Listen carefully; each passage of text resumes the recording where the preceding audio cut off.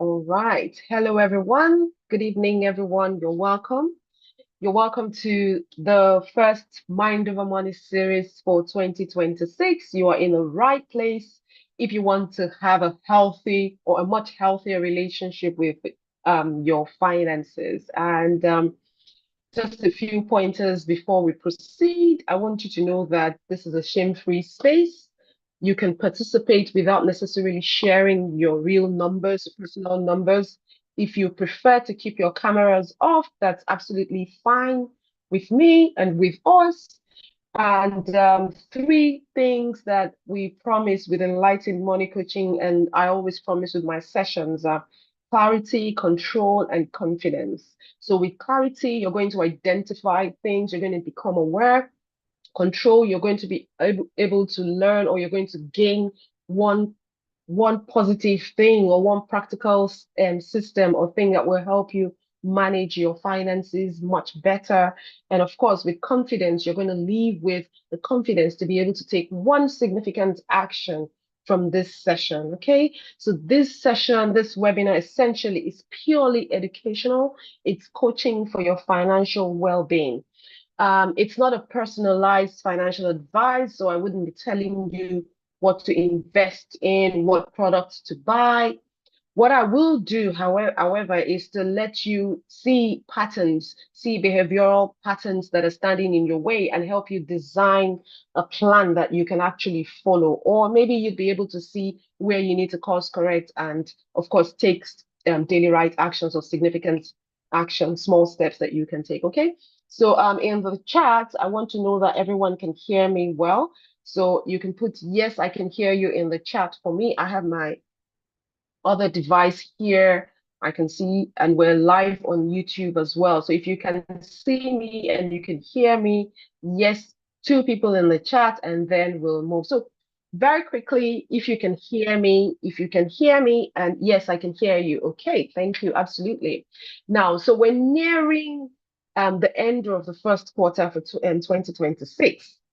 And I don't know how it has been for you guys. I don't know what's going on, but what I want to ask is, what do you want the most? Is it clarity? Is it control? Is it confidence? Or all of the three together? Which one? Which one do you guys want the most? You want all three? You want clarity?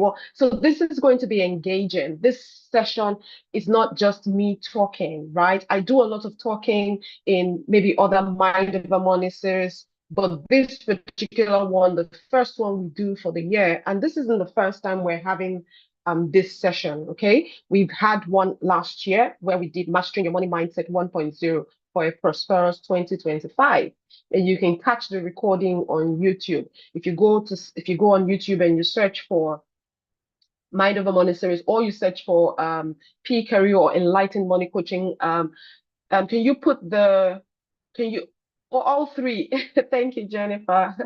Yeah, I hope my team can put a YouTube link in the chat, or if you go on our YouTube page, Enlightened Money Coaching or at Carew, you'd be able to find past recording on the Mind Over Money series that we've held for 2025. So we did have a couple of sessions where we talked about issues, real life issues that impact and influences that affects us as humans, as that affects and influences our financial life, our relationship with others, with our partners, and of course, our future goals. Okay, so yes, Mastering Your Money Mindset for a Prosperous 2026 is here and it's live. So welcome you all. My name is Patience Carew. If you're just meeting me for the first time, I am the founder of Enlightened Money Coaching. Okay, so I'm always excited when I introduce myself as a certified money coach because it's not something that just came upon me like that. And it's not something that, I would say started in a classroom for me. It started with my own life. Okay, ever before I decided to become a money coach, it wasn't like I woke up and thought growing up I would be a money coach. Absolutely not. I was just a regular girl doing her thing, juggling my businesses, my career with finance, raising children, trying to be the good wife, good woman, trying just to make the best of everything. And of course, also trying to get money right. Okay, so I mean, on the outside, you know how we look at people and we just think, oh, everything is good with them. We on the outside, I look when I wear my formal suit and dress up to go to work with my heels, my purse, and all of that. I look like someone who's got it all figured out. I mean, I've worked in investment management, I've worked with consumer lending, I've done I still do all of those. So relatively, I understand numbers, I understand systems, business management, and all of that. But what I didn't quite understand, right, was myself.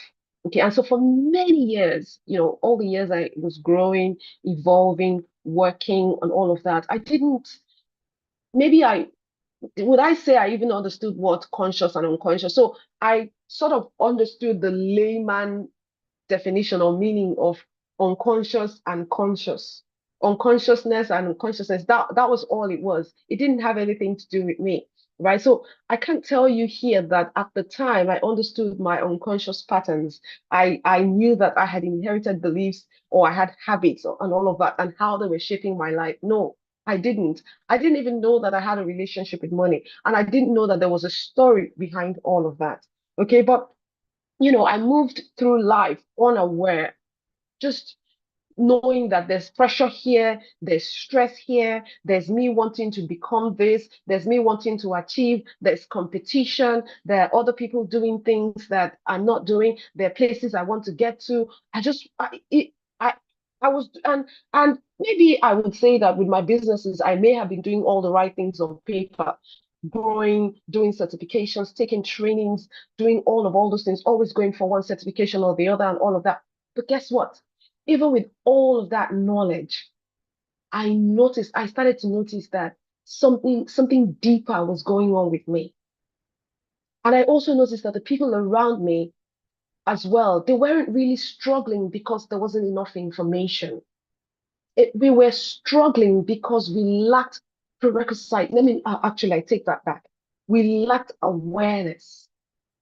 And of course, for me, that turning point was when I turned 30. I already had my children at the time. I had a job, I had a business. My life was moving much faster than I would imagine. I think the right word for me was my life was moving faster than I could manage it, faster than my inner world could control.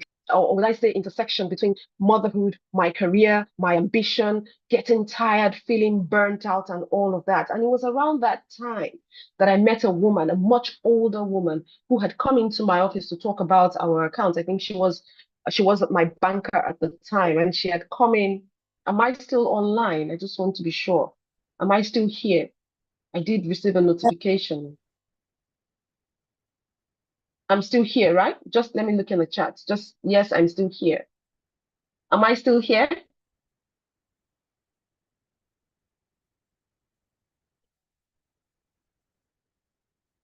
Am I still here? Yes. Okay. Thank you, Kule. Thank you. Someone came to my rescue. Yes. So I was saying that it was at okay. Thank you. Thank you. Thank you. I can see the chat. Yeah. So I was saying that it was at that time, a much older woman. She was my account officer at the time. She came into my office, and she was talking about how her career was going, promotions, retirement, and how she had worked hard her entire life and still felt unprepared, still felt overwhelmed as to what the future, was going to hold for her at the time. And I think I can sit here and say relatively that my conversations with her shook me, and that's what one of the turning points for me. That's one of the things that may have influenced this journey that I'm on right now, because it made me realize that financial struggle isn't just about numbers. It's also about our life goals. It's about what we want to become. It's about the patterns, the beliefs, the stories that we carry on, the struggles that we live with, right? And so, of course, I went searching. I got trained, I got coached, I studied, I got mentored, I got certified, and all of that. And here I am today, a US certified money coach. And of course, I've gone on to take further trainings on the trauma of money, emotional mastery trainings, cognitive behavioral certifications, and other behavioral certifications that you can have. Of course, that's why you're seeing me here today. And that's how I started that journey of starting to understand the emotional and the psychological dynamics, the layers around our emotional life and our finances, right? And of course, moving on, I've started to teach, I've started to speak, I've started to coach and help people. And today I help a lot of women. My mission essentially is to help individuals like you here and those of you that are listening to me, women as well, live more intentionally, live more prosperously by increasing your awareness, your consciousness to around your money patterns, around your money behavior. Understand your inner world around money. If you don't understand your patterns, your energy, the things around your financial life, your outer world will not transform in a way that you want. Okay, so this is essentially how I have come to be where I am. I see that more people have joined us, and you all are welcome. You're welcome to the Mind Over Money series with Patience Carew. My friends call me P. Carew, and if you're with me in the coaching community, I'm known as P. Carew. Now, if you want to catch other sessions of our Mind Over Money series, I said earlier, you can catch it on YouTube. The link is in the chat, or you can search for at P. Carew on YouTube. And don't forget to like, subscribe, and share my page with as many people that need to hear or listen to this, because understanding your financial life and your behavioral dynamics around it is one of the fastest way to start to experience financial peace, financial confidence around your finances. Okay, so very quickly in the chat, on a scale of 1 to 5, I want you to post for me in the chat, how do you feel, how in control do you feel with money right now? On a scale of 1 to 5, 5 being the highest. I want to see very quickly in the chat. I see that more people are joining in. Thank you very much, everyone. So on a scale of 1 to 5, how do you feel in control with money right now? How do you feel in control with money right now?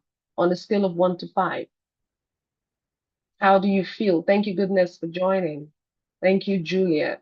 I thought I saw an email from you, but it was empty. Moji, thank you very much for joining. 2.5, go at 2 more people on a scale of 1 to 5. How do you feel in control with money right now? 3, awesome, awesome. One more person. How do you feel in control of money right now?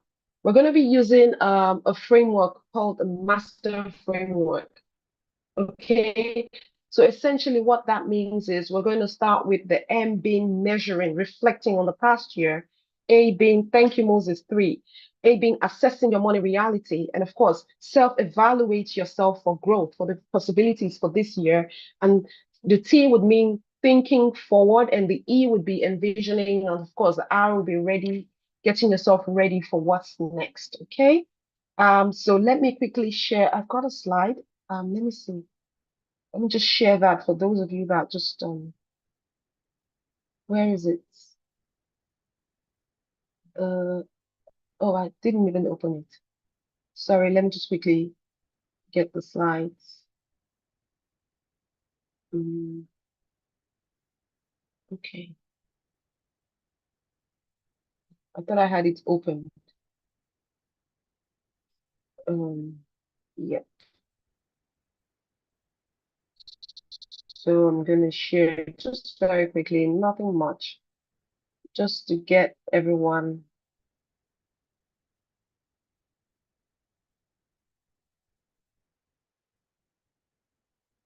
Yeah, just to get, some people are visually inclined, some people want to see that there's light. So yes, this is Patience Sky. I've just talked about that right now.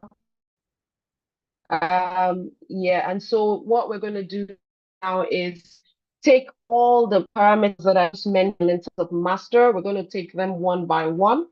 And I encourage every one of the process is for you to see where you are at and where you need to be. Okay, so see where you were last year, where you are currently, and where you need to go. Now, this is the first quarter. We're nearing the end of the first quarter, and that's not a problem. Okay, I do believe that every time you wake up is your morning. So you get a chance to wake up every day, every time. Okay.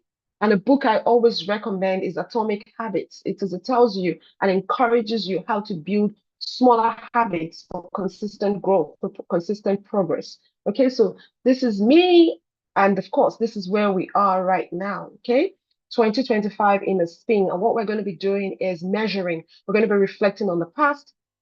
We're going to look at what our financial goals were, what did we achieve, why or why not, what challenges you faced, and how you overcome them. So let me quickly guide you through all of that. I'm going to spotlight myself so that it's not on me. Oh, that's me. Okay, right. So I think this is good now. So that's good.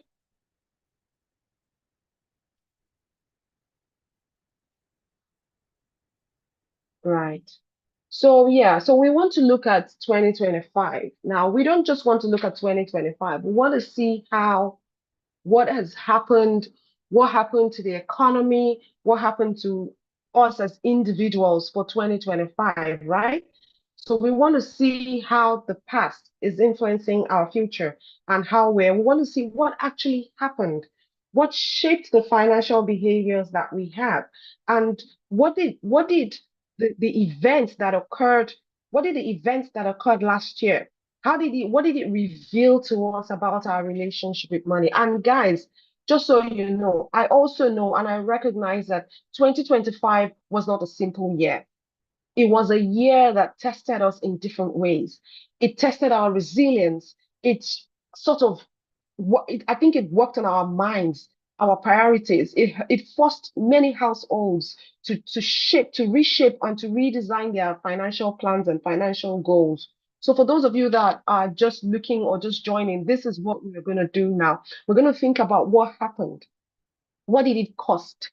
What did I learn? What patterns did I repeat? And I want you to remember this, that if 2025, right, felt heavy for you, just know that you're not alone. You are not weak. You were just, your nervous system, your body was just only reacting to the environment, to the pressure, to the realities of 2025.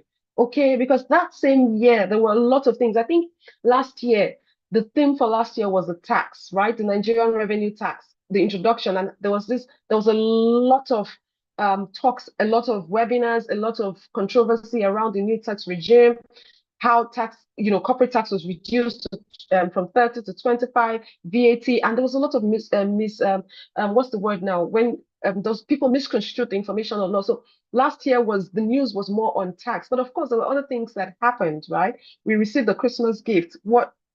Christmas gift in quotes, because I don't know if that's a good thing a good word to use, but remember on Christmas Day, the US government and Nigerian forces conducted these joint air strikes, for the terrorists in their location, in their enclave. That's something that happened last year. What else happened? There were lots of kidnapping. Schoolgirls were kidnapped, teachers were abducted, all that. And of course, let's come back to us. Transport fare was going up, food, the price of food didn't come down. Transport, school fees, rent just kept going up, skyrocketing. Electricity, I think for me, that's the biggest one, right? Generator expenses, that's for me. Inverter, if you were buying solar, of course, the outlay for solar, using solar alternative power is really, really high. Data, health, a lot of things happened. Inflation, what was inflation? At the start of the year, our inflation was 24.4, and then of course it got better. By the end of the year it was 15.15. Now current inflation is 15.10. We don't know if they're managing us or we're managing them, but at the end of the day, the reality on ground is people are suffering, right? Rising cost of things is impacting on everyone, mentally, physically, emotionally, energetically, spiritually, sir. Okay, so you find that your purchasing power is diminishing at a much faster rate than you can absorb, right? So a lot of all these things happened, but there were also some good parts. Dangote refinery, although we were hoping that the setup of the refinery would help cost to reduce fast enough, but with what's happening right now, I mean, I was still speaking to my husband and I was saying that how come with the war prices of fuel went up, and then Dangote refinery and all of them are increasing their prices. And he was saying they have to buy at current market rate. We're looking for respite, but are we really getting this respite, right? Are we really getting it? Now let's come back to us. We have to then we've talked about the general economy as a whole. And just so you know, let me put this out there. 2025 was also good to some people. I know a few people. I mean, I was speaking to someone earlier, and he said to me, 2025 was a good year, a good year. So you can imagine that some people may have had it tighter, some people may have had pressure, some people may have experienced some sort of imbalance, but some people also felt it was a good year. And that's why that verse of the Bible that says that where there's casting down, there's lifting up for the righteous. I think that also brings in the spirituality to our finances, to the economy, right? Now let's look at it. 2025, right? The things that happened in 2025 and the way that you reacted to it was not random. It was a response.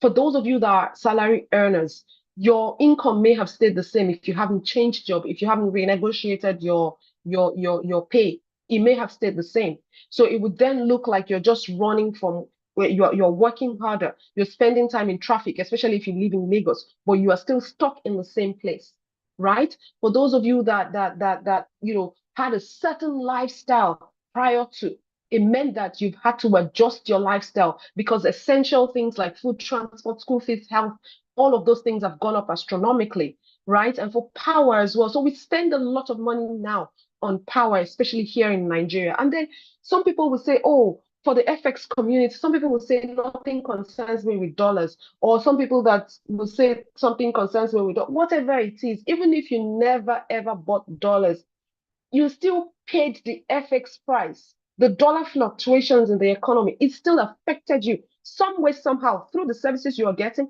through the cost of goods, through the food. If you're the type that order food, you will still feel it. You still, especially if you eat a lot of imported items, you still feel the impact of the dollar in the economy. And of course, that has made a lot of people come up with other side hustles and all of that. So you then find that the economy as a whole, while we're talking about the government, what the government should do, what the government shouldn't do, and all of that, we as a person, we have our own personal economy. And it's that personal economy that I want to shine the light to. That's where I want to bring our awareness to. I want us to become and start to see ourselves in control of our own economy. Okay? Because that's the only way our nervous system will be able to settle in and help us. Okay? So we spend so much time talking about all the things that are not working. We spend so much time looking at the things that are not working, that are not functioning well in our business, in the government, and all of that. But we want to shift focus to our personal lives. We want to begin to say, okay, now I am my own economy. And I want us to get to that thinking, that state of thinking, that state of mind where we then realize that we are our own CFO, our own Chief Financial Officer. And that is the essence of this webinar. I want to take a moment to recognize our speaker who has just joined us. Her name is Tobore Olumwe. She's here and she's going to be speaking to us in half an hour. So I'm going to speed up things. I'm super excited. Tobore, do you want to unmute and say hello to us? I'll introduce you later. Thank you so much for joining us.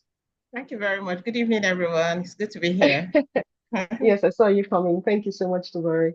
Yeah, so I'm going to introduce Tobore very quickly as soon as I'm done, but let me just set the pace going. Okay. What happened? Okay, yeah. All right. So I was saying that I want you to use this opportunity to see yourself as the CFO of your life, as a chief financial officer. And that's what this webinar will do for you. Your personal economy is the backbone of your financial health. It encompasses everything that makes up your life, from your personal finance management to your career, to your home, to your relationships. So it's not just about money, it's about how you manage everything from your time to your knowledge, your skills, your health, your businesses. Okay. And the reason I say this is because I want us to get to that realization, to that awareness, to that acceptance that money is in every area of our lives. I don't want you to stay in that past learning, that past information that money is different. Money should be isolated. Money is something that is separated from us. No.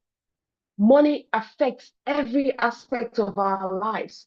So the minute we accept that, and the earlier we begin to embrace that reality, it helps us live more holistic and aligned life together. Okay? Because I don't know the area of your life that money hasn't pervaded. Money is in your spirituality for those of you that are spiritually inclined, right? You give money to churches, you pay your tithes, your offering, you help the less privileged, you give charity, you do social causes and all of that. For your professional life, you want to earn money, you want to earn what you deserve, you want to negotiate for a higher pay, you want to project your voice, you want to get skills, you still need money. For your love relationship, you want to make, how do you make your wife or your husband or your partner or your love interest feel entertained or feel accepted if you don't use money, right? You need money. Love is not enough. I don't know who says love is everything. You need money to pay for things. You need money to buy gifts. Oh my gosh. I get excited when I talk about all the many things that money can do. So all that beliefs and misconceptions that we have about how money is evil, we need to shred all of that and see the good and joy that money can bring to our lives. Okay? So back to what we were saying, right? Remember at the start, I told you about a guy that told me that 2025 was such a good year for him. Now that's his personal economy. Everyone's personal economy is different. And of course, it is shaped by our psychology around money. And I cannot talk to you about money, talk about the practicalities, financial systems, without talking about your psychology around money, the beliefs that you have, the values, your upbringing, and the financial decisions that you make. All of them are influenced and impacted by your psychology around money. So the question you want to be asking yourself right now is, how do I improve? How do I sustain or maintain my own personal economy? That's where you want to be right now. That's where I want you to be right now. Okay, we know what's going on. We know what the war currently going on with Iran is causing. We know what it's doing to fuel prices, and we know the escalation in diesel cost right now. We know that food prices are going to go up. We know that our sufferings are going to somehow, I don't want to use but it's going to increase, because when things go up, when the prices of things go up, then tension comes in, conflict comes in, unemployment rises. My staff will start complaining about transfer fare and feeding costs and all of that. And then, even as businesses, how do you cope with the rising costs, rising operating costs? Because it then means that getting skilled higher would then become a little bit difficult, because they're going to start commanding a higher net pay, isn't it? So now your psychology around money is where your mindset crawls in. And I want you to start to think, put in the chat for me as I throw in reflective questions from time to time. I want, if you want, you can put in the chat. If you want, you can put, I was just reading the chat. If you want, you can put in the chat what's going on for you. You know, give me ideas, keep this engaging so that you just stir my consciousness, stir and raise the energy in the room so that other people can glean, can learn from your experiences, from your knowledge. Okay. So, very quickly, your psychology around money is the mindset that you have around money, right? And the reason this is essential is because the decisions you make around your finances, right, is influenced by your behavior. So on a scale of 1 to 100, right, it's your behaviors are influences your finances or your financial decision 80% of the time. So you're only making logical decisions around your personal finance only 20% of the time. So what that means in simple terms is it's your emotions, it's your feelings, it's excuse me, it's the way that you were raised, it's your upbringing that influences your mindset around money, that determines. So you first of all think about, and women do it as well. You think about how you feel before you name your prices. You think about how you feel before you project yourself. So your feelings essentially guides the things that you do around money, and you not paying attention to this, right? If you don't get anything from this webinar, right, it's for you to understand that the lack of understanding, that lack of awareness is the reason many people live in that perpetual cycle of fear, of not enoughness, of lack, of insufficiency. Okay, it's your psychology around money, it's your mindset that makes you reluctant to take better investment decisions, to seek the right help, to take daily right actions, to manage things in an effective way, to set goals, to plan for the future, to project yourself, to invest in yourself. It's your mindset that influences all of that. And I know that some of you are quite familiar with this, but I wanted to put this out there. How you see yourself, your self-esteem, how you use money to cope with your emotions in terms of retail therapy, impulsivity, how you deal with your mental health with all the tension in the land right now, with all the rising, escalating cost of things, what you prioritize, all of this are linked to your mindset. The resilience you show in your businesses, the resilience you show in your career, how you raise, you communicate with your partners. It's your mindset that influences all of that. And of course, it shapes how you decide, how you make decisions with money. It is your mindset, it is your emotions that shapes why you need money. It is your emotions that shape how you make money, how you give money out, how much money you share, how you spend, how you invest, the things you need money for. What do you need money for? Do you need money for security, for stability? And of course, stability should be the first thing, right? I mean, if you look at the hierarchy of human needs, our physiological needs, housing, I mean, shelter, clothing, feeding, those are the basic needs. So you want to achieve financial stability first before you start to think of financial security and financial freedom. Now, if you have passed that stage, then of course you're thinking about financial security. And if you've passed that stage, then you're already on the third layer, which is self-belonging. Then you want to be thinking about your self-worth, how you stand, how you look, how your money makes you look, right? So all that are reasons we need money. How you make money in terms of how you project yourself, your passions, your motivation. Now, the reason I'm saying all of this is so you see that what has happened last year and what's going to happen this year is tied and linked very hugely to your mindset, the ambition, the drive that you have. They're all of them leads to how strategically you make decisions, your career moves, you're investing in personal development, your businesses, the cash flow trajectory of your businesses. All of them is linked to your energy, is linked to the emotions, is linked to the patterns that you have right now. How do you give money? It's still your emotions that drives it, right? What are you giving? Are you giving out of obligation? Are you giving out of guilt? Are you giving out of gratitude for all you have, out of appreciation, out of compassion? Are you a charity giver, a generous giver? Because givers never lack, right? All that. How you spend money. Are you spending money from a place of happiness for what money can do? Or are you spending money to relieve stress and deal with a lot of anxiety and all of that? Or how do you save money? Are you saving money for the future? Are you saving money with discipline and control? I know that tomorrow is going to touch on some of those things in a bit, but are you saving money out of discipline and control? I mean, in Nigeria here today, there's a lot of expectations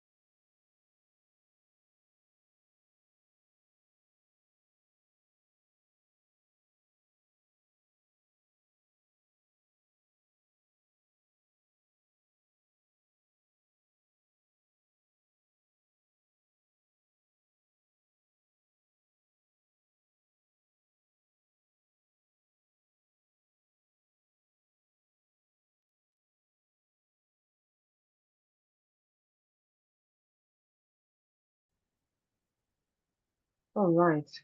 I think my network is beautiful today. Apologies, I had to change network. I didn't even realize I was thrown out. I just saw myself talking and then, of course. So I think I stopped at where I was talking about families and expectations and how we want, or where did I stop? Where did you miss me? I want to see in the chat if you're following me. Where did you miss me?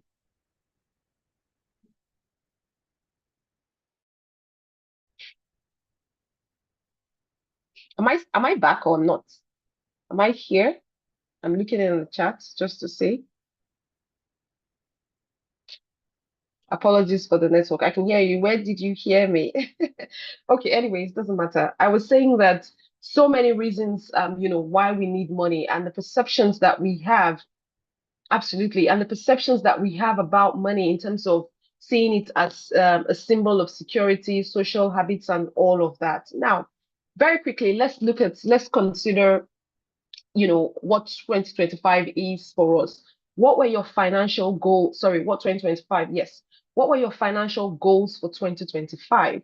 I want us to move right on. What were your financial goals for 2025? I encourage you to get your writing pads or your tabs on your devices and start to reflect. What were your goals for 2025? Was it to make money without stress? I know some people had written me that their goals were to start on new businesses and start on side hustles, introduce new projects, and all of that. Was it to quit your job, change jobs? Was it to become clearer as to what's next? Was it to get married? Was it to get out of your own way? What were your goals for 2025? I want you to start to think about that. And also, I need about three people to volunteer to speak because at some point there will be questions where we would want to hear other people share, from. So who is volunteering in the chat? Who is volunteering to speak? Just three people that will speak across three different parts of this webinar. Who is volunteering to speak? Three people. I'm looking in the chat, or you can just raise your virtual to for me. I'm looking in the chat. Who wants to volunteer? I just need three people to volunteer to speak.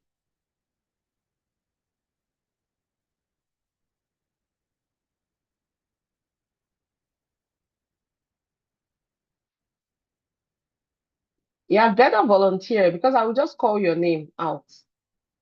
You had better volunteer. Nobody's volunteering. I will call you. I will call your name out. Anyways, is anyone volunteering to speak? Event not now, when the time to review comes. Anyway, so what were your financial goals for 2025? What were your goals? Was it to start a new business and all of that? And did you achieve the goals that you set for yourself? Did you achieve them? Why or why not? Did you? And if you're struggling to think about the goals, say you're not able to, then maybe we should do it this way. Think about January to March last year. What happened? What changed financially for you? And then as you move to the second quarter of the year, what became easier for you? The reason I'm saying this is now, as you're looking back to 2025, subconsciously, you might also be thinking about April to June. I mean, if things haven't picked up for January to March, then there's April to June. So compare last year and then see what you're looking to for this year. So, and then let's move on to the third quarter for last year as well. What decisions did you make? And then, of course, from October to December or September to December, what results did you get for last year? Okay, what were your biggest wins? What did you at the end of the year, when you were doing your reflections, your assessment, were you able to accumulate things? Were you able to accumulate money or start to build or take on that investment? Were you able to pay off things? Were you able to start your equity investments, diversify your income? Were you able to invest in euro bonds or buy shares? All of that. What were you able to do?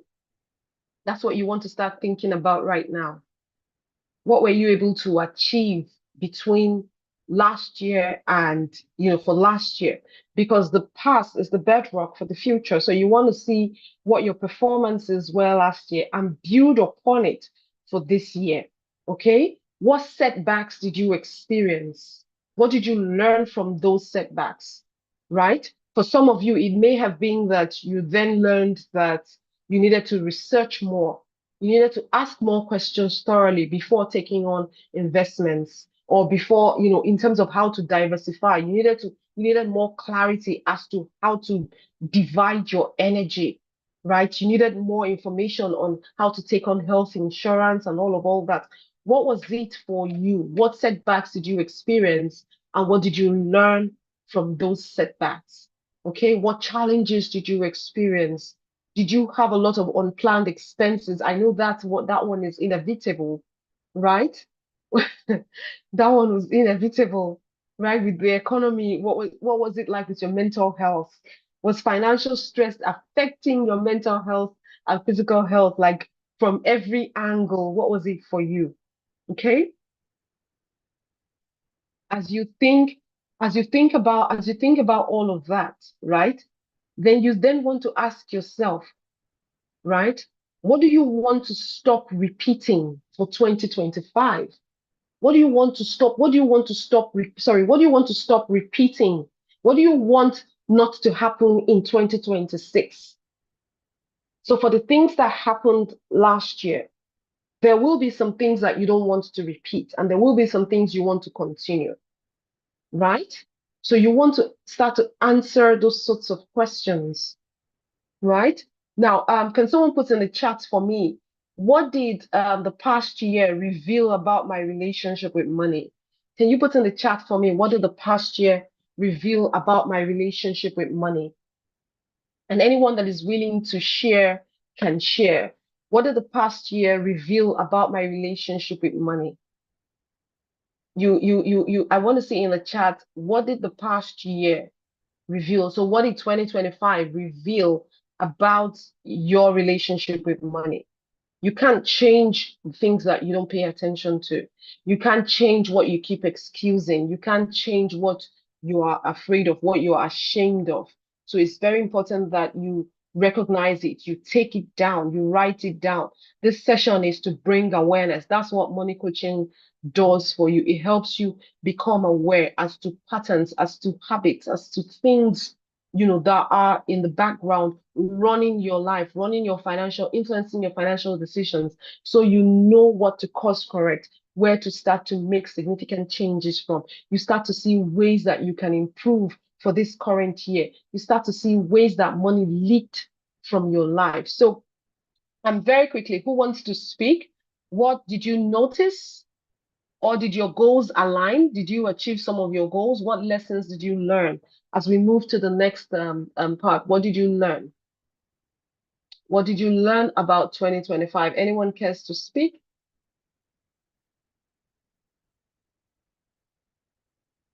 Anyone cares to speak? Okay, so let's move to the assess your money reality, which is the second layer to, mastering your money mindset. Now, the second one is assess your money reality. And for you to assess your money reality, then it means that we need to look at the entire, have a look at your entire financial system in terms of your income, your expenses, your debts, your savings, your habits, the investments that you've taken on, right? So this is the point where you take a moment to breathe. Now, you don't have to say the real numbers, but you can write down your numbers in your writing pad or your tabs or whatever.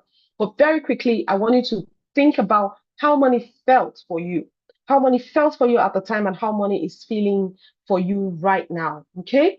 How does it feel for you right now? Okay? And as we go on, I want us to start. The first step is we start by identifying our streams of income. We identify the streams of income that we have. What are your income sources? What are your income sources? Are they stable? Is it regular? Some people earn in cycles. Some people earn quarterly. Some people earn annually. Are you one of those that rely on one source of income, or do you have multiple sources of income? You want to write it down, right?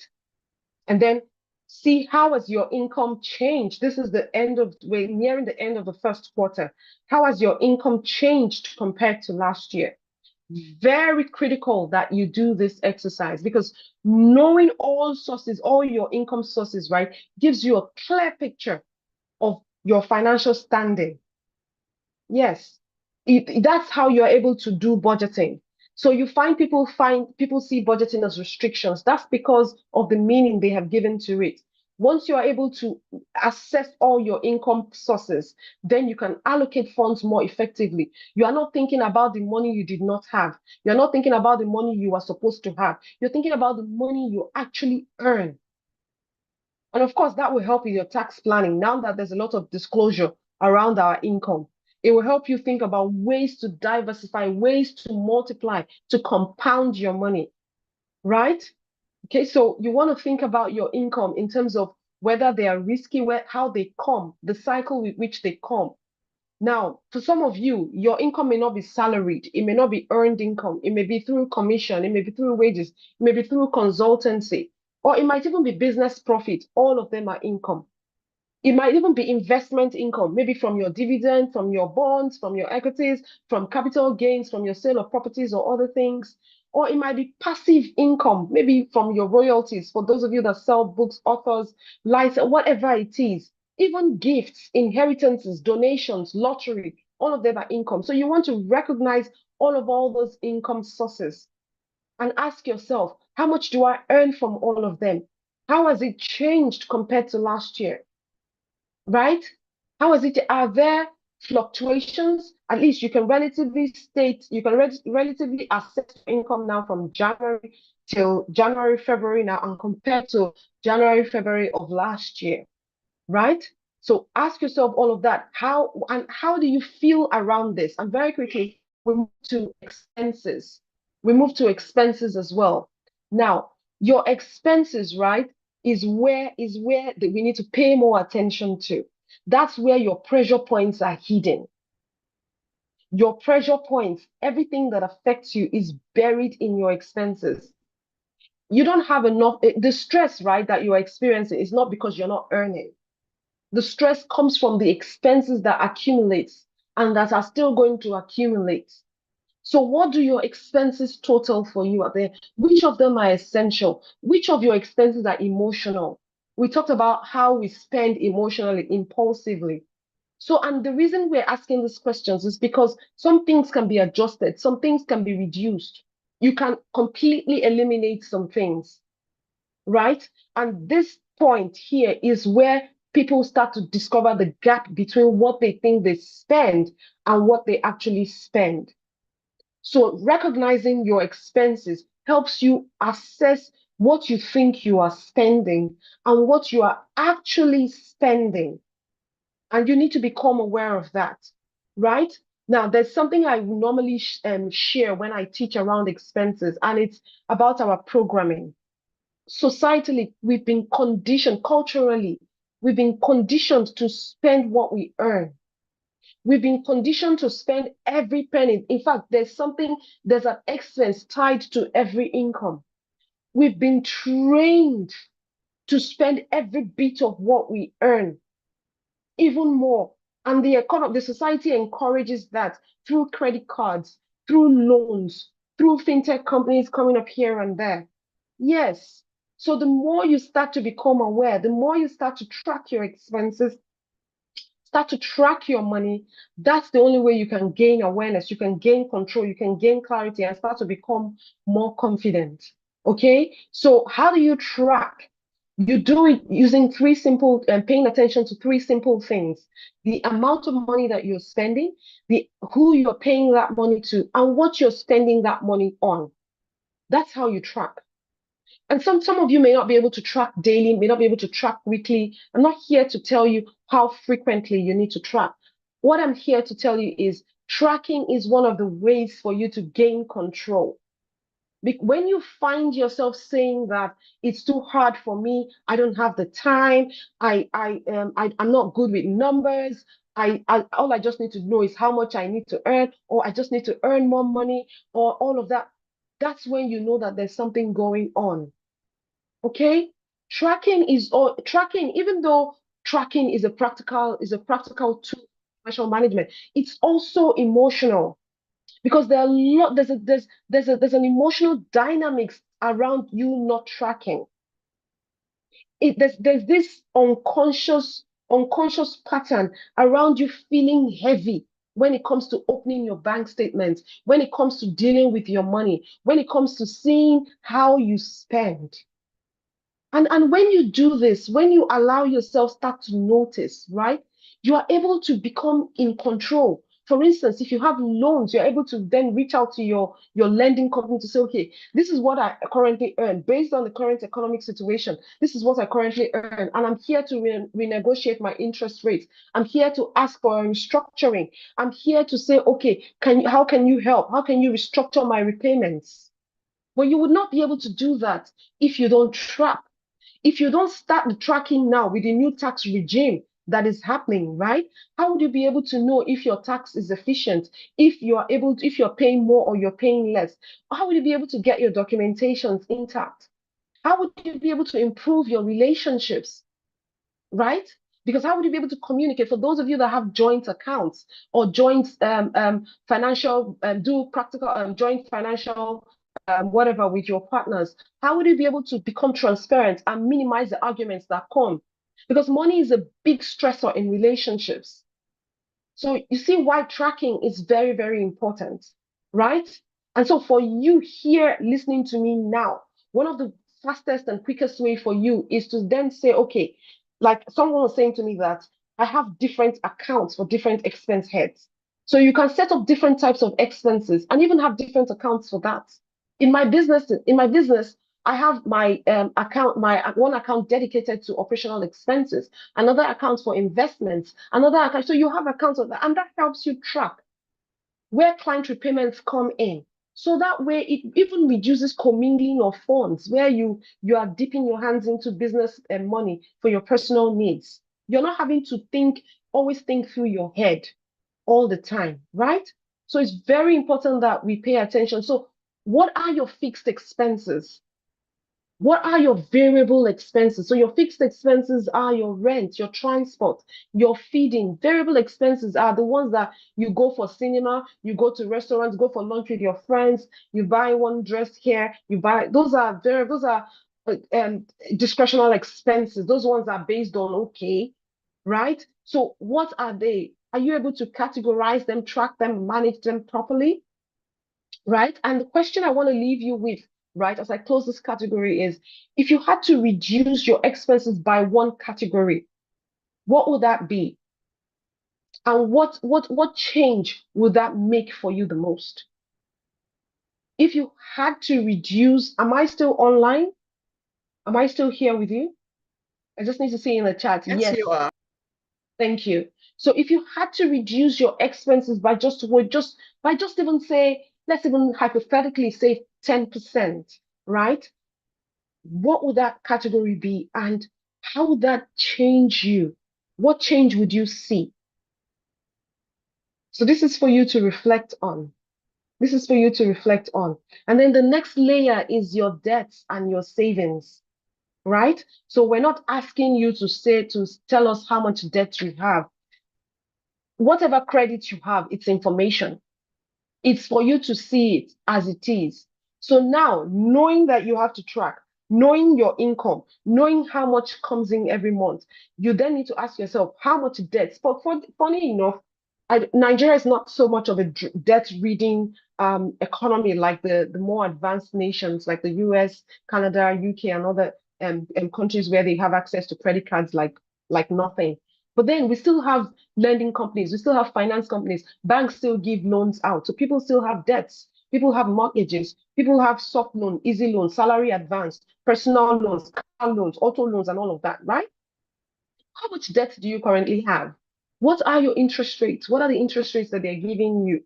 Now, with the current economy, I'm telling you for a fact that you can walk up to them, especially if they have a brick and mortar office, then good for you. You can walk up to them and renegotiate, restructure your terms, the terms of your loan, right? And then what are you taking debts for? Is it urgent or are you taking debts for for enjoyment? Okay. So when the debts and when you keep all of this inside of you, it becomes overwhelming.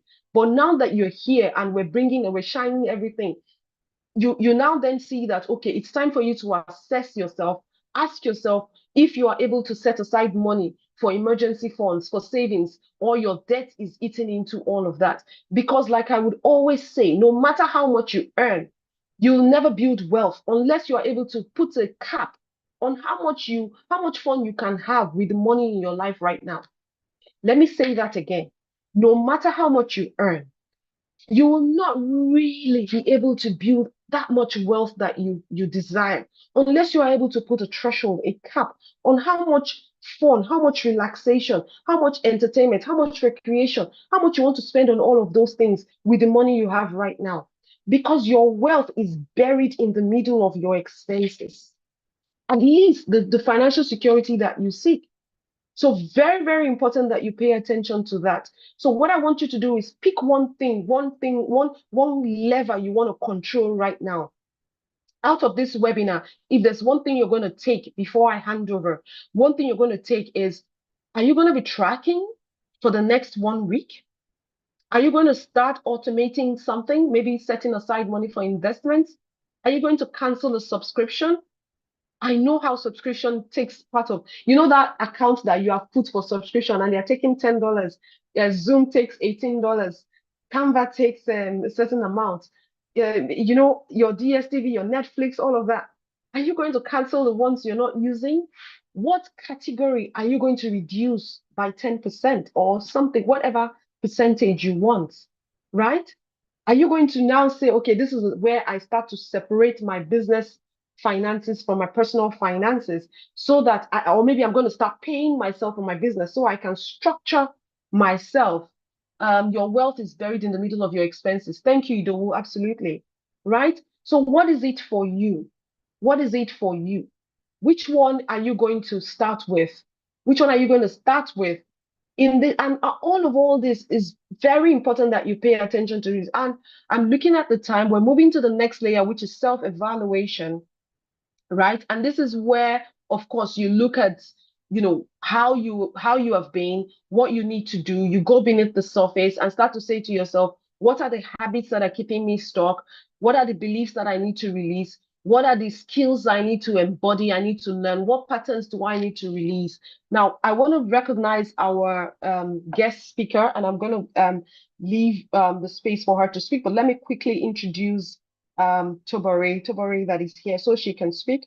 I said I was going to let her speak in half an hour, and here she is. So very quickly, Tobore Olumoye is a personal finance coach.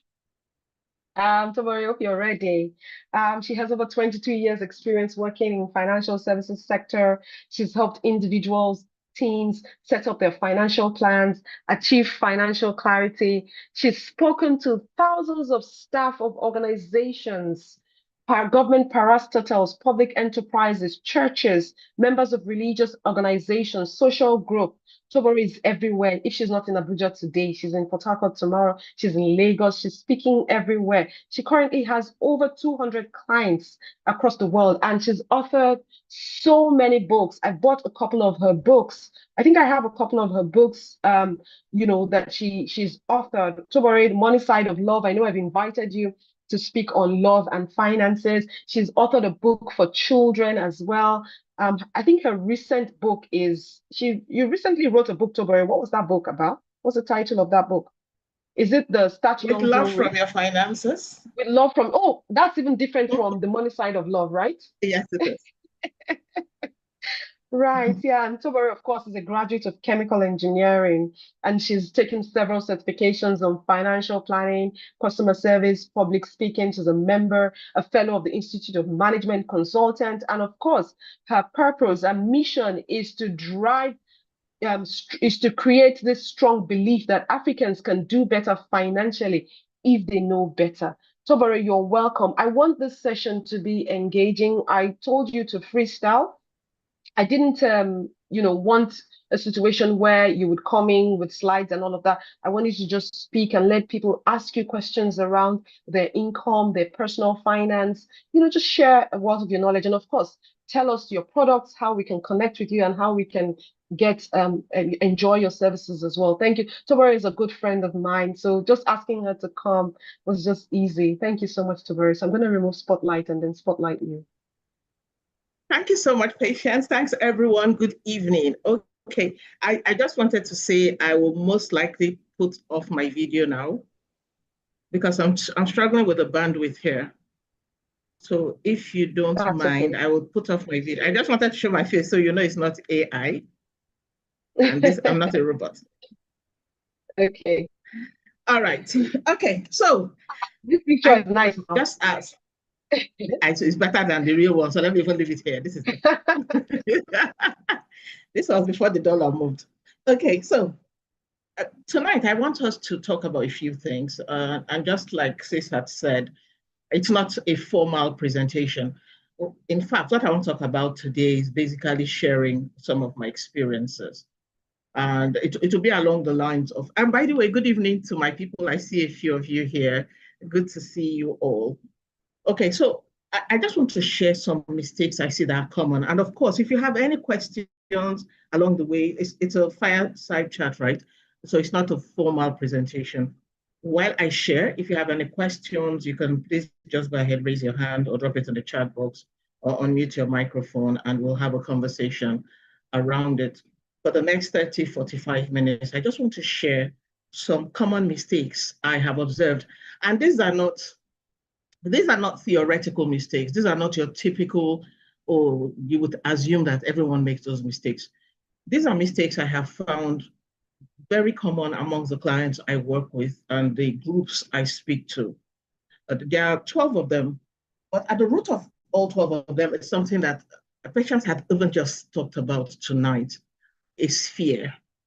So I'm going to call, I will call fear number 0. I'm going to call it 0 among the 12 mistakes. So 0 is like a foundation for all of the other fears.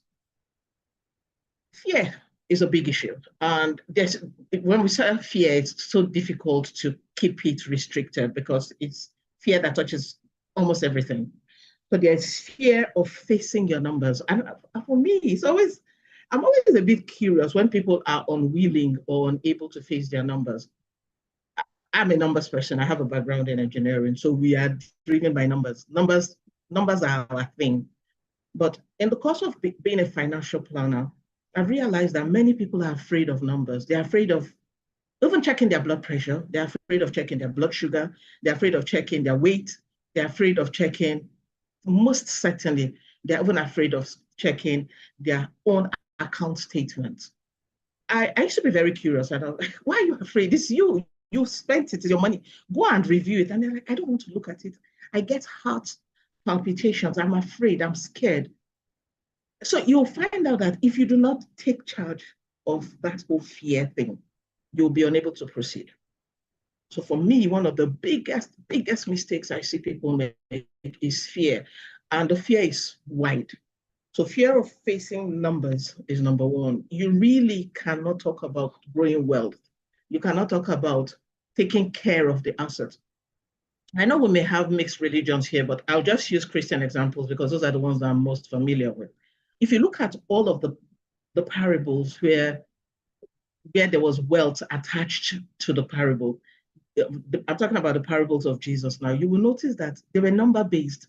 Oh, he gave this one talent and he asked for his returns on investment and he counted them. Oh, the 5 virgins. Oh, they had jars of oil. There were 12 baskets of bread. Oh, 2 loaves of bread. Oh, 5 loaves of bread. There was always number. In other words, we're dealing again with a God that deals with numbers. If you are serious about wealth, you have to love numbers because the wealth you are chasing, the wealth you are trying to give account for is measured, at least in numbers. And then later you can talk about the one that is immeasurable. But let's measure the ones that come to you first. So on this journey, and I know a few of us, even if not wholly, many of us still have some lingering fear around numbers. I want to encourage you tonight to take charge of that fear and conquer it. If not, you will not go forward. I do not know of any billionaire. I don't know many of them one-on-one, but the few billionaires I know their numbers. Even the ones that are fighting today, we know them. They know their numbers. They are very conscious of their numbers. A billionaire will tell you, I cannot dash you 100,000 naira because it is part of another number. I will give you next week. I'll give you next month. They are very conscious of their numbers. So you who aren't yet a billionaire, or if you're already one, are you conscious of your numbers? Are you still afraid of facing your numbers? If you are, that's one thing you must fix. So fear of facing numbers, fear of trying new things. Remember, we're talking about fear, and I'll just look at 3 common fears that I see cut across different age, different gender, different groups. Fear of numbers was number 1. The second one is fear of trying new things. And we all say it, oh, this year I'm going to leave my comfort zone. This year I'm going to try something new. You said it in January 2024. You said it in January 2025. We're heading towards January 2027. The only new thing you have tried, is this thing being recorded? It is, I will say it anyway. It's being recorded. I still say the only new thing you have tried is new bra and new panties. That's the only new thing. You've not tried any other new thing. It's not good now. And we're now in March. April is coming. And you are saying, oh, I'm going to try new things. What new thing have you tried? If you are afraid of trying new things, how do you want to manage new wealth? And some of you here, you are, if you listen to your prayer point, if you stand where God is and listen to you pray, you are a bit curious and you're like, this child that is asking me to bless her with 1 billion naira, if she hasn't handled 100 million, if she handles 1 billion, what if she dies of heartache? Let me not stress this, my daughter, with 100 billion. Let me even try her with 100,000 or 200,000. And you realize that you are unable to try new things, and that is affecting you from getting into new wealth. So what new thing have you tried? Just look back. Again, March is almost gone. Even in the month of March, have you tried a new thing? Some of you haven't spoken in public before. Let me try the easiest one. You've not spoken in public. The only time you've spoken in public is maybe at the back of the bus. Maybe you enter a public bus and you shout, oh, conductor, I beg, give me my change. That's the only public speaking you do. At this level, no, you should do more. And I'm here tonight to charge you, to push you, to annoy you, to irritate you to do more. If you dwell with fear, you are not going to grow wealth. It's as simple as that. So many people are so fear of trying new things. Oh, yes, I think I can do business. So, but if I fail, you will fail. That is guaranteed. If you want to do business, you will fail. Then after you have failed, you will win. Then you will fail some more. Billionaires lose billions every day. See what is happening in Iran, in Iraq, in Israel. These are people slept, woke up, and their lives were turned upside down. It can happen. It will happen. It might happen. But that's not the point. The point is you yourself. Are you willing to dare to do? If you are not ready to try new things, how are you going to handle the new wealth you're praying for? So that's the second fear that is common and is rampant across board. It affects the rich, the poor, the beggar, and the thief. So fear of new things. And then the third fear. This one will segue nicely into the 12 mistakes that I find people make. So the third fear is the fear of having hard conversations. Children of God, we're all adults. At least you all look like adults from the spellings of your name on the screen. We're all adults. But when it comes to having hard conversations, especially conversations that have to do with money, we're afraid. You're afraid of raising a money conversation with your spouse. You're afraid of talking about money with your children. You're afraid of even talking to yourself about money, you yourself with yourself. Some of you are even afraid of asking God for money because, how do I look like? I might look like an ungrateful child. You are just afraid. You are afraid of talking about things that are unpleasant. You've lost your job. You can't call your spouse and say, honey, it has happened though, as it is like this now. I don't have work. But you are still wearing coats, wearing tie, going out, pretending that all is well because you are unwilling or unable to face the hard conversations. For people who are serious about growing wealth, you must be ready. Wealth requires courage. You must be ready to face people, you must be ready to face the hard conversations. You must be ready to have those hard conversations. Some of you are unable to face your staff. Some of you are unable to go to your employer. You know you deserve a raise. You know you're working your butt off, but you're unable to go to your employer to demand a raise or to even negotiate one because you are afraid. So fear is the root cause of all of the challenges that I've seen. And this fear cuts across. There are so many fears, but I'll stop here when I talk about fear. For many of you, you have an idea what I'm talking about. And now I'm going to go to 12 common mistakes. Typically in a standard session, I usually will start with questions and answers. I'll give a framework and then I'll give a call to action. But I'm not going to do that tonight because I know you've already had a session before I joined the call. What I want to do instead is to share the common mistakes I see people make. And then if anyone resonates with you and you want to talk about it, you want to ask a question about it, we will take those questions. But what I'm sharing with you tonight are from practical real life experiences. Mistake number one, and it's like I said, it's when it comes directly on the back of the last fear we talked about, is underestimating risk and loss. That's the first mistake most people make. You underestimate risk. In fact, many people think that when we talk about financial planning, many people think financial planning is about making more money. And I like to use the analogy of a football team. Sometimes people think it's more important to score goals, but any coach worth his salt will tell you that your defense is even more critical than your offense. So for many people, they'll say, oh, you want to build a perfect team and you want a team full of strikers, you will lose that match because all the other team needs to do is to get one chance and they'll score if you don't have a defense. Your financial plan needs a defense. It needs you to protect it from risk. And for many people, the biggest mistake they make is that they underestimate risk. Let's look at a few risks and some losses that people underestimate. Number one is the risk of loss of life. So it depends on whose life now, life of a stakeholder, life of a spouse, who is also a stakeholder, or your own life, or life of an employer. Anybody whose life is important to your financial ecosystem is critical. And the loss of that person's life can affect your wealth journey. For example, so I'll give an example. I had a session with a client today and we were having a conversation around funeral costs. And the client was just very quiet. And I was like, I said, sorry, madam, how old is your father? I said, 80 years. I said, okay. So in case your dad dies now, I said, my dad will not die in Jesus' name. I said, oh, he will die. So just don't bring Jesus.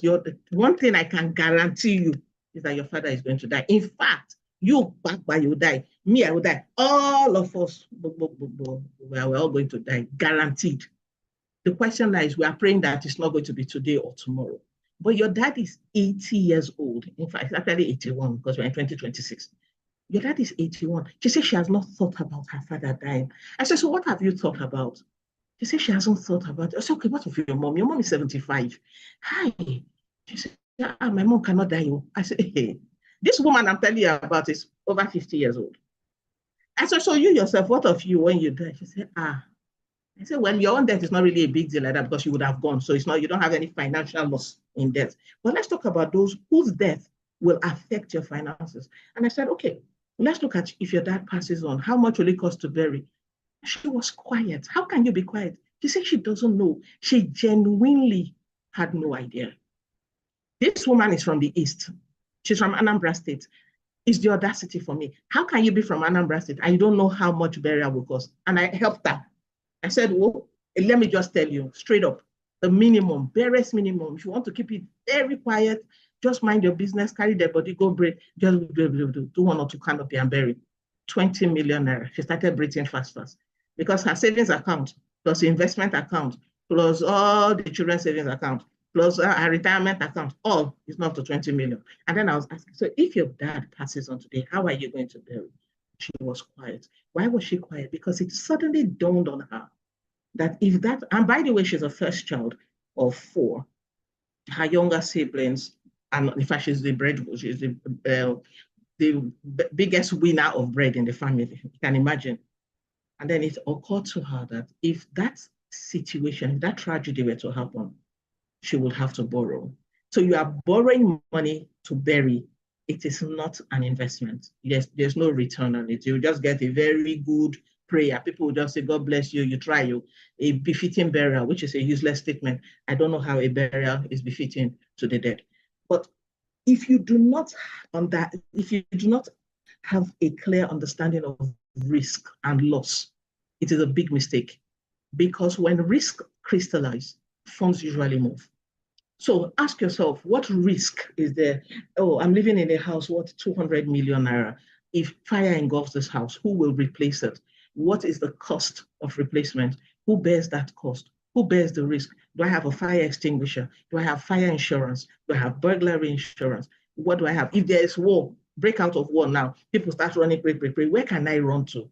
With what will I run? Do I have the means? Do I have the ways? All of those questions are the hard questions that you must answer. Unfortunately, many people underestimate loss. They underestimate risk. And when these things happen, you find out that the entire family can be plunged into not just despair, but financial ruin.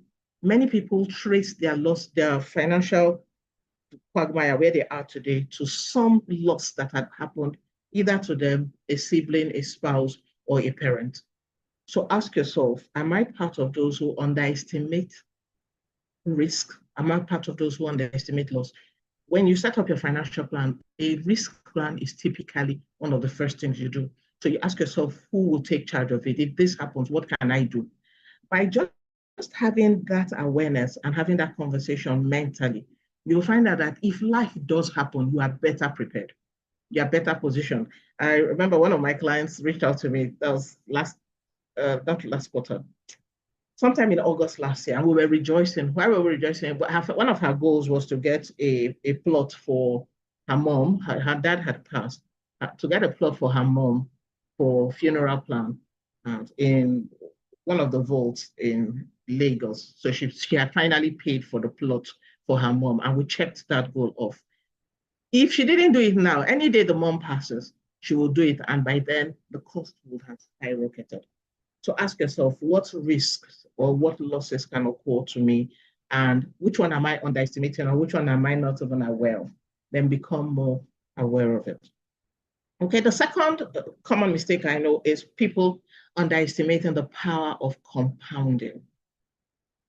The power, the absolute magnificence of compounding. And this is a time I would like us to do a simple exercise. I know you are with your phones, even if you're in trans, except you're driving. And so please bring out your phones or on your laptop or whatever device, or you can calculate manually. I know you can't, we've forgotten those formula.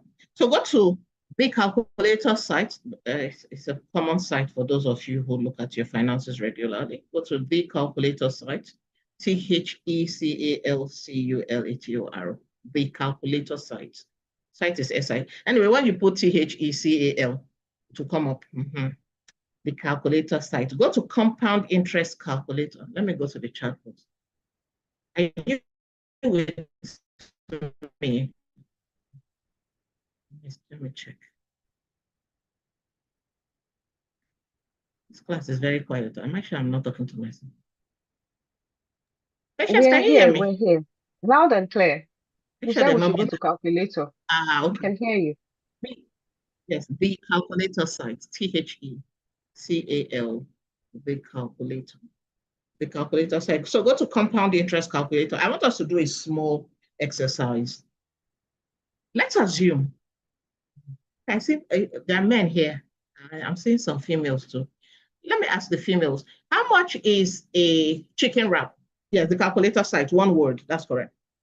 The calculator site.com. How much is, okay, a patient, you can help us. How much is chicken wrap? One chicken wrap, those God-fearing ones in Lagos. A big one that I would like would be like 8.5. 8.5, One I okay. would So like, let's assume, there might be 5,000, but the one I would like those is 5,000 8.5. is from what they put inside, Mama and Shaki. Let's put, what's that have? Okay, so are we all there? So let's Yes, assume we are. Okay, great. Let's assume one chicken wrap and one bottle of tiger nut juice or pineapple juice. Typically 4,000. So 4,000 plus 8,000 plus 12,000. So let's assume 4 in a month. If we assume 4 in a month, okay, let's just assume 50,000 in a month for flexing. Let's assume every month you flex with 50K. And you're saying going into the next 25 years, I want to sacrifice 50,000 every month. That's the money you use for beer. That's correct. The money you use for beer, the calculator side. So go to compound interest calculator. So let's assume 50,000 naira every month. So initial investment, please put 50,000. Ignore the dollar sign. Just leave the dollar sign there. We know it's naira. Put 50,000. Let's use 10% as interest rate. Even though rates are about 16% now, but let's use 10% average. Okay, so interest rate is 10% per annum. Compounding frequency, let's assume the money sits in a money market mutual fund. So it's compounding quarterly. Number of years, let's assume 35 years. And every month, deposit amount is 50,000 naira monthly. Are we all together? Yes, we are. So go ahead and calculate. I want you to see something. So you say that you're 50,000. At the end of 35, are we all together? Let me even see stuff.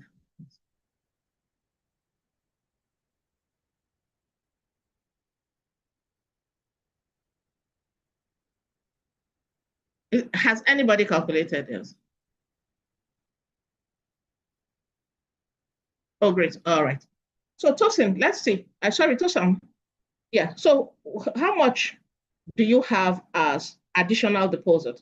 So you're 50,000 every month for 35 years. How much does it come to? You see what there? 21 million, right? No, I don't see 21 million. Let's just confirm my details. 35 years, 50,000 monthly. Annual deposit increase is what?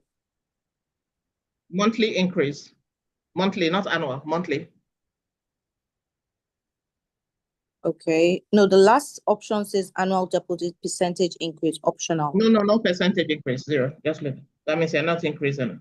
Okay, and beginning or end? Doing beginning. Monthly. So yeah, so do it beginning. It's fine. Either beginning or end. So end is also fine. Yeah, 21 million. That's correct. So it means that you're 50,000. What you sacrifice, you say, I will not eat chicken wrap. But even when my salary moves to 1 billion a month, I will still keep 50,000. I want to prove a point. It means that your 50,000 naira drops of water is equals to 21 million naira ocean. But that's not where our focus is. How much is the total interest earned on your 50,000 naira monthly? You can see 166 million. Yeah. That is the power of compounding. But I want you to now go to the table and look at where the drama or the magic begins to happen. There's a reason I'm spending time here, because for many people, they underestimate the power of compounding. We are too quick to go and collect. We are too quick. Oh, rate is doing 50% here. Oh, this one is giving 200%. Oh, this one, and then we'll go and we tamper with what should be compounding. Now, let's look at, for the man who does not tamper with his investment, time says, leave it with me and I will bless it. Now, watch what happens in the first year. I hope we're all together. Let me just see a sign that we're together. You're looking at the table at the bottom of the page. Great. In the first year, total balance, or at the beginning, so year zero, total balance was 50,000. That's what you started with. At the end of the first year, what you had as accrued interest was just 33,000 naira at the end of the year. It is at this point that people say, this money, I'm not seeing anything that's happening here. For what? Now, wow, all this money, if I put the money in business, I know what it would have given me. Had it been, I bought gold. Had it been, and then they go and tamper. But for the man who does not tamper, life and time watch him and say, just let's see what you're going to do. The second year, for those who did not tamper, accrued interest moved to 132,000. By the fourth year, now I want you to look at where if you go to the 9th year, by the 9th year, and that's because we used 10%. The real number to even use is 12. By 12, if it's 12, by the 7th year, you begin to see the dance. But let's even leave it at 10. If you, by the 11th year, you will find out that your accrued interest is beginning to chase your total deposit. Children of God, by the time it gets to the 13th year, your interest begins to behave as if it's on steroids. It starts overtaking your deposit. And by the time it gets to the 19th year, it starts to double the performance. What this is showing you is the power of compounding. And I like to also bring it to you what we see in nature. For many of you, you behave like when you plant an orange tree, you plant the seed. The first day you want to go and check, this seed started germinating. The second day you go and check. The third day you're going to check. For some of you, you even go and dig up the seed. This seed has not started growing. 2 weeks, 3 weeks is not growing. Each time you dig up, as you bury again, it counts as day one. In some cases, the seed dies and that plant is lost. But if you leave it alone, what you will notice maybe at the end of 3 weeks is that it starts to sprout. For some people, they will start counting leaves. After 2 months, only 2 leaves, only 3 leaves. But if you do what the farmer does, the farmer knows that time will reward him. At the end of 3 months, 4 months, what begins to happen? Initially, you will count 1 leaf, 2 leaves. It gets to a point where you can no longer count the leaves. And if you leave that tree alone, it gets to a point where the fruits of that tree will feed you, your children, and your descendants. That is the power of compounding. Alas, many people underestimate this power. I want to encourage you tonight and ask you, and in this example, we use money. What are you allowing time to compound? Anything you give to time, it will compound. Anything. If you give it money, it compounds it and gives you as interest. If you give it foolishness, it compounds it and gives you stupidity. If you give it a sperm and an ovum, it compounds and gives you a child which grows to human. Anything. That's one thing I like about time. Just give it time and it will compound it. So I'm going to ask you tonight, what are you giving to time to compound? And if you look in the mirror, you will see what you have compounded over time. So that's mistake number 2, underestimating the power of compounding. Sorry, sweetheart. I said tonight I want to be nice. Small violence is still creeping in. Sorry. Okay, mistake. I would have to be mindful and demure now. Mistake number 3, poor monitoring of income per time. I think this one, I said I will not fight, but I will still fight small here.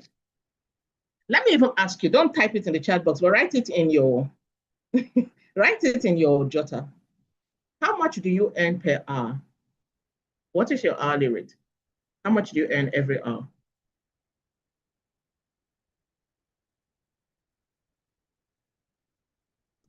Some of you are not writing anything. I mean, in your notebook, don't write in the chat box so that they will not come and bill you.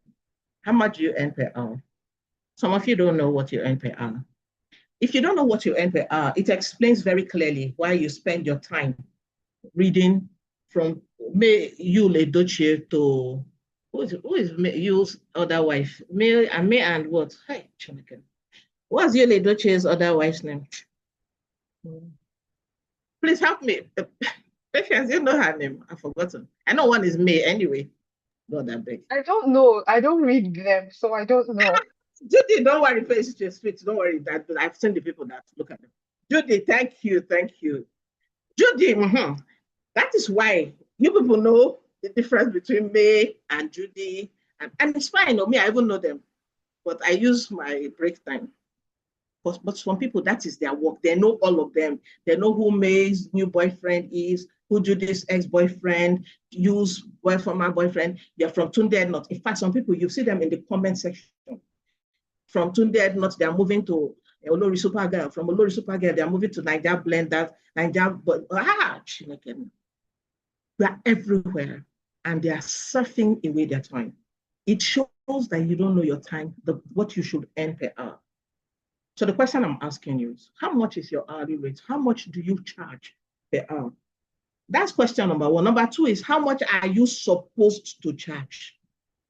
I know that, but I would like to know. I need that for my training exercise. I did that for my trade. How much are you supposed to charge? How much are you supposed to earn? Let's use a simple example. Let me look at the people in this class and then use an example I think is fair. You people look like people that earn 12 million a month. So 12 million, how to calculate your hourly rate? 12 million monthly divided by 22 days, right? Divided by 8. So what this means is that your daily rate is 545,000. That's your daily rate. So to know your hourly rate, you divide by 8. So your hourly rate is 68,000 naira. Now the question is, today is gone. At the end of today, when you want to sleep, because some of you rush to sleep. I don't even know why you are sleeping at 8 o'clock when you have not made 68,000. Oh, sorry, you have not made 540,000. So you ask yourself, at the end of today, did I do 580,000? Did I do it? When someone tells me, oh, I'm so very sorry, I don't know if you have a minute to spare. When you say, do I have a minute to spare? What I'm calculating is 68,000 divided by 60. That is a minute to spare. That's 1,100 naira per minute. That is my charge. So when you are spending time talking to people, understand the time. So when you try to call a billionaire and he's telling you he does not have your time, don't be angry. What he means is that you cannot pay him his hourly rate or his minute rate. But most of us do not know. And that is why we underestimate the power and the value of our time. It is a common mistake. Many people don't know the value of their time. They don't know the value. Those who don't know the value of their time will continue to waste it because they don't see how time is actually equals to money. So you underestimate your income per time. You should know it. And then you should know what you ought to earn. So for example, in this example we use is 12 million a month. I don't make 12 million a month, but I'm seeing some of you here who make it. So for the rest of us who are aspirers, we want to be making 12 million a month. This is our target. So at the end of the day, we'll be asking ourselves, I'm supposed to do 540,000 every day. But I'm looking at the end of the day and I'm seeing only 60,000. It already tells me 60,000 a day. Please, let's do the math. I like math, so because no story. 60,000 a day times 22. How much is that? 1.3 million. It means I am very, very, very, very what? Poor. If I'm doing 60,000 naira a day, I'm only making 1.3 million naira. Please, we have not given government their own. This is the one we have earned. Can you see now that when I work with somebody who is doing 500 and something thousand a day, I will remain poor. Anytime that person calls me, I will answer yes, ma, because I had better answer yes, ma, because she can pay me my daily rate times 10. So ask yourself, do I know my daily rate and do I know what I should be earning per day? Then before you sleep at night, ask yourself, have I hit my target for the day? Okay. The third mistake most people make is that they do not monitor their income per time. That's what we've just discussed. The number 4 is that they are not sweating their assets sufficiently. And this is a big mistake. Many of us make it. I am also guilty of it. But before you even know whether you're sweating your assets sufficiently, do you even know your assets? What are your assets? All the assets God has given to you, resources, capital, everything. He has given you talent. So for example, if you are very beautiful, you have a pretty face, like Sister Patience. Now, if you notice, I quickly put off my video. If my face was fine, I will put on the video and I'll be showing you because I know that my face is what you get it. So now you are very fine, or you have lovely fingernails, or you have a beautiful smile, or you have lovely luscious hair, or you speak really eloquently. All of that is very good. The question I'm asking you is, how much have you made from all of these assets? Or you go out to work, or you have a car, or you have a house, or you own a piece of land. All of these assets, because they are all assets, what have you done with them? What is the return on those investments, on those assets? Are you sweating them enough? Some of you, you know the president, you know the president's son, you know his daughters, you know his babes, you know his cousins, you know all of them. All these people that you know, what have you to show that you know them? Are you sweating your assets? Many people do not sweat their assets sufficiently. It's a big mistake and it's common. Mistake number 5, I'll just run now because I see we're running out of time. Mistake number 5, you underestimate your income from your skills. For many of you, you don't even know that that thing you are joking with. Some of you have the capacity to make people laugh. Once people come near you, they're always laughing. And so you are a humorous somebody. After laughing, do you get paid? It's a skill. You have a skill. Some of you, you have a healing touch. Someone told me my son has a healing hug, and it's true. Once he hugs you, he passes on calmness. I'm just waiting for him. He doesn't even know that he's a stream of income I'm planning. As to if anybody else to hug him, I just say, please, come on, let's see how we can package this hugging for money, because I don't have a healing hug. I didn't mean I had it now. I know what I'll be. So ask yourself, what skill do you have? Some of you sing at the heavens open, and all you do is sing in the shower. I don't know. Who are you singing? Your skills, what have you converted them to earnings? Some of you are very good marketers. Some of you are very, how will I put it? Some of you intimidate people. You just come into a room and people are afraid. It's a skill. There are some organizations that are looking for you. They want you, as you come into the office, everybody will just calm down. Some of you are very big. You have big muscle. What have you done with all of those skills? That's the question I'm asking you tonight. You are underestimating. Let me use myself as an example. I make a lot of money from speaking in public. So if I did, people told me, oh, tomorrow you speak well in public. I said, wow, very, very good. Now, please just invite me. I will come and I'll speak. Anyhow, you press small something inside my hand. I'm almost suspecting I have a calling for church business, but sorry, for not business, for church things. But the way I'm looking, I don't know whether I'm calling God or God is calling me, but it doesn't matter. I'm still exploring those options. I'm too violent that my church might not grow, but I'm still looking at it. So check it. You have skills. What are you doing with the skills? Many of you, and I'm going to say this with every degree of responsibility, many of you will end up exiting the stage of life with your skills intact. And when you cross to the other side, the master is going to ask you, what did you do with the talent I gave to you? So and there's a lot of money in skills, because skills are personal. They are unique to you. Nobody else can copy them. Okay. Actually, I will build my church mind. Yes, please, I will. Mistake number 6, underestimating income from network. I think I had touched on this at some point. Many people are extremely connected. As you grow older, your network improves, it deepens. For many of you, it is your friends, your classmates that are now in power. What are you doing with all of those connections? I'm not saying go and beg them for money, because they will look you less. But what are you doing with those connections? What are you doing with those contacts? Are you accessing them to open doors? Are you using them to build your own capacity? What are you doing with all these people you know? Some of you are pastors. Some of you are pastors' wives. Some of you, your siblings are in power. All of these people you have, some of you inside your WhatsApp group, you have CEOs, you have captains of industry. Apart from abusing them and leaving the WhatsApp group in anger, what else are you doing with this network? For many people, the wealth you are looking for resides in your network. Mistake number 7 is underestimating retirement. Let's talk about retirement for a moment. Retirement. I like to do this exercise because are you able to please bring out your calculator? You may not even need a calculator, but let me ask you, if you're here and you are listening, how much do you let me go to the chat box. Based on today's realities, as of today, how much do you think you will need every month when you retire? Let's assume inflation is 0, return on investment is 0. How much do you think you will need every month in retirement? Let's assume you are retiring on the 1st of April, 2026. How much will you need every month? For my gender, remember that you will need skin like milk. You will need to eat lettuce, celery. Cannot eat chicken with the skin, no fufu, no loilo, none of all those evil food. Cold pressed juices. How much will you need every month? Maybe 1 overseas trip a year. You finish paying children's. Nobody's writing anything. How much will you need every month?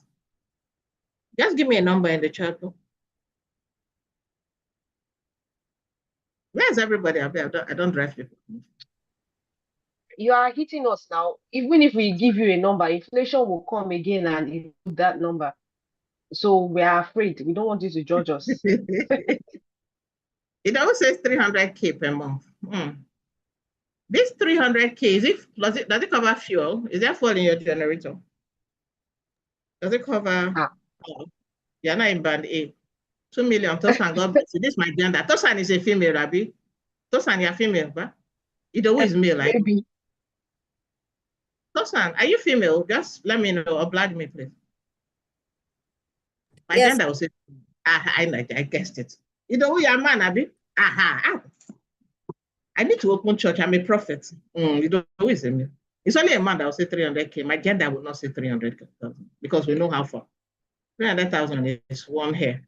Anyway, so let's ignore Idowu. Let's use Tosan. People say we should not use Tosan. Tosan's numbers are scaring them, but Tosan's numbers are more realistic. My other gender are coming out small. Let's use 1 million for Bukola. Bukola says with 1 million naira she'll be fine. Idowu, this your 300,000, it does not cover you and your sugar pie. So if it's only you, and there will be nobody else in the house with you, it will not cover vehicle maintenance, fueling, power, home asset replacement. It won't cover. So let's assume 1 million is an easier number to work with, even though it will increase by the time you do your math. Okay, so let's assume 1 million a month. When will you like to die? You don't want to, after, remember what I started with? We shall all die. So that is inevitable. So let's assume 90 years so that you have some teeth left in your mouth. 90 years, you retire at 60, you die at 90, that's 30. Oh, Bukola, thank you. 90 years is a good number. Even me, I don't plan to be here till 90. I don't know, to 80 years, God bless you. Michelle sounds like a man. At the end, I will write 120. But let's use 90. So 30 years in retirement. 30 years at 1 million naira a month. Remember, we're assuming inflation is zero, return on investment is zero. So 1 million a month per year is 12 million, 30 years, right? So this question I'm going to ask you, for many of you, you don't know how much you need in retirement. Well, Michelle is a woman. Michelle, thank you. Well, many people underestimate their retirement numbers. And then by the time they're 59, they start running up and down, say, I'm not ready. Do you have your 360 million naira for retirement available? If you don't have it, I'm going to ask you, who do you plan to fund that retirement of your dreams? 1 million cannot even give you retirement of your dreams. It's just normal retirement. Who is going to fund it? Where are you going to get the money from? And some of you think you're very young. You are not. In fact, if you're even 20, you only have 40 years to contribute that money. 40 years, if you even do, we are saying 360 million. 40 years, if you manage to save 2 million every year, you still don't have enough. So you need a lot of money for your retirement. For many people, don't underestimate the amount of money they need for retirement. Please, can you still hear me? I think I've been thrown out. Can anyone hear me? Yes, we can. Oh, great. Okay, thank you. All right. So underestimating retirement is one of the biggest issues people have. So retirement has two things. One is the risk of longevity. One is the risk of inadequacy. So longevity is, there's a risk that you will live for long. For some people, I know some people, they are in their 50s, they still have grandmother and grandfather. I don't understand. You still have grandmother and grandfather at 50 years. Some people, I still have them, my daddy is 99 years. My mom, I say, what are they doing? They say, they are very strong. They don't even know why I'm asking them. It means that you, with excellent medical services, with money, chances that if your father lived to 100, and the way you are doing, you might live to 120. 120 years, what are you doing here? More importantly, who is going to fund it? Because all your friends would have died and gone. You are still here. Who will fund it? It's your 2 million you need. But it's a risk. There's a risk that you'll be alive. There's a risk that you might outlive the amount of money you planned. That's a major risk. The other risk is that you are alive, but there's no money to fund it, right? Or you are not even living long, but there's no money for even the short life. So those are the two types of risk.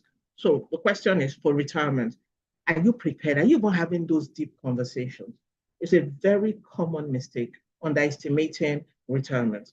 Mistake number 8, associating with people who don't challenge you. For many of you in your group, everybody calls you mentor.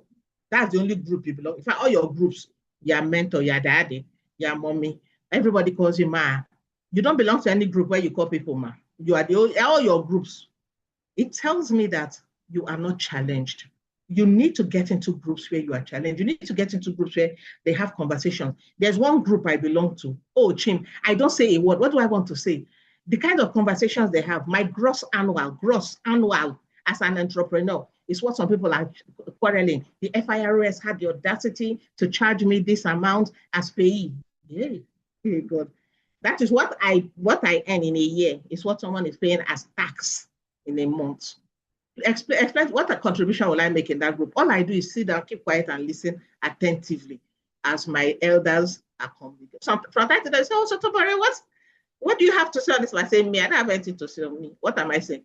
I'm here to learn, to listen at the feet of the masters." Do you belong to such groups? Or all the groups you belong to, they are discussing where we can share oporoko. Oh, this place, they have big crayfish, orange crayfish. They buy a dog, but they draw where. Are those the kinds of groups you belong to? Or groups where, I know prayer is good. All you do in your group is prayer. It's good though, and let me not say the one that people come reporting, but check it. In addition to the prayer, what else do you people do? Do you discuss money? Do you discuss opportunities? Do you discuss growth? Do you challenge yourselves? Or in your group, all they tell you are doing well. Oh, I love that hair you bought yesterday. We love the hair, but do you have sense? Do you even belong to networks where they challenge you? It's a big mistake I see. Many people like to stay around people who make them feel good, even though financially they are redundant. So ask yourself, am I associating with people who challenge me to do better and be better? Mistake number 9, you don't budget properly. Budgeting is a topic on its own. So one mistake I see many people make with the budget is that they begin their budget conversation with expenses. If you start your budget with expenses, you're already making a mistake. Your budget starts with income. You must have a budget for income. For example, for the month of April, by now, you'd have started setting up your budget for April. Where am I getting money from? Income target for this, from salary, from other sources, from investment, from speaking engagements, from sales of books, from what, etc., etc. You'd have started setting your target for April. Then the next thing, after budgeting for income, you now start with budget. Then you have budget for savings and investment. Oh, the first person I must pay myself, my future self. That's the retirement. Oh, I must set money into my investment account. I must put money aside for targeted savings. You put aside savings and investment. It is when you have removed savings and investment, what is left is what is available for expenses. And then you now look at your different types of expenses, fixed expenses, discretionary, etc., etc. It is when that you have saved, you have invested, that you now have for expenses. And your budget has to be robust enough. You must have a clear name for every money that leaves your account. Many of you give your expenses that useless name. I don't know where you got it from. I don't even know how it made its way into accounting. Miscellaneous. There is nothing miscellaneous about your expenses. Call your expense by name. If you are spending money on side chick, call it money for side chick, 200,000. So that when you add it, maybe your senses will be restored. Money for wig revamp, 300,000, put it there. Money for eating shawarma, calculate it and put it inside. So that's what a budget looks like. For many people, they don't budget properly, and that's a huge mistake. Mistake number 10, don't worry, we're almost done. Mistake number 10, not setting audacious goals. Some of you, your goals show me that even you're afraid of wealth. You're setting goal, your goal for April, income goal. You're putting 1 million as income. I know patients will come and tell you, oh, it's good to be very realistic, not stress yourself too much, may you not die put. Please, when it comes to goal setting, set its goal, be audacious, put goals that will challenge you. Some of you put goals so that if you don't meet it, you will not be embarrassed.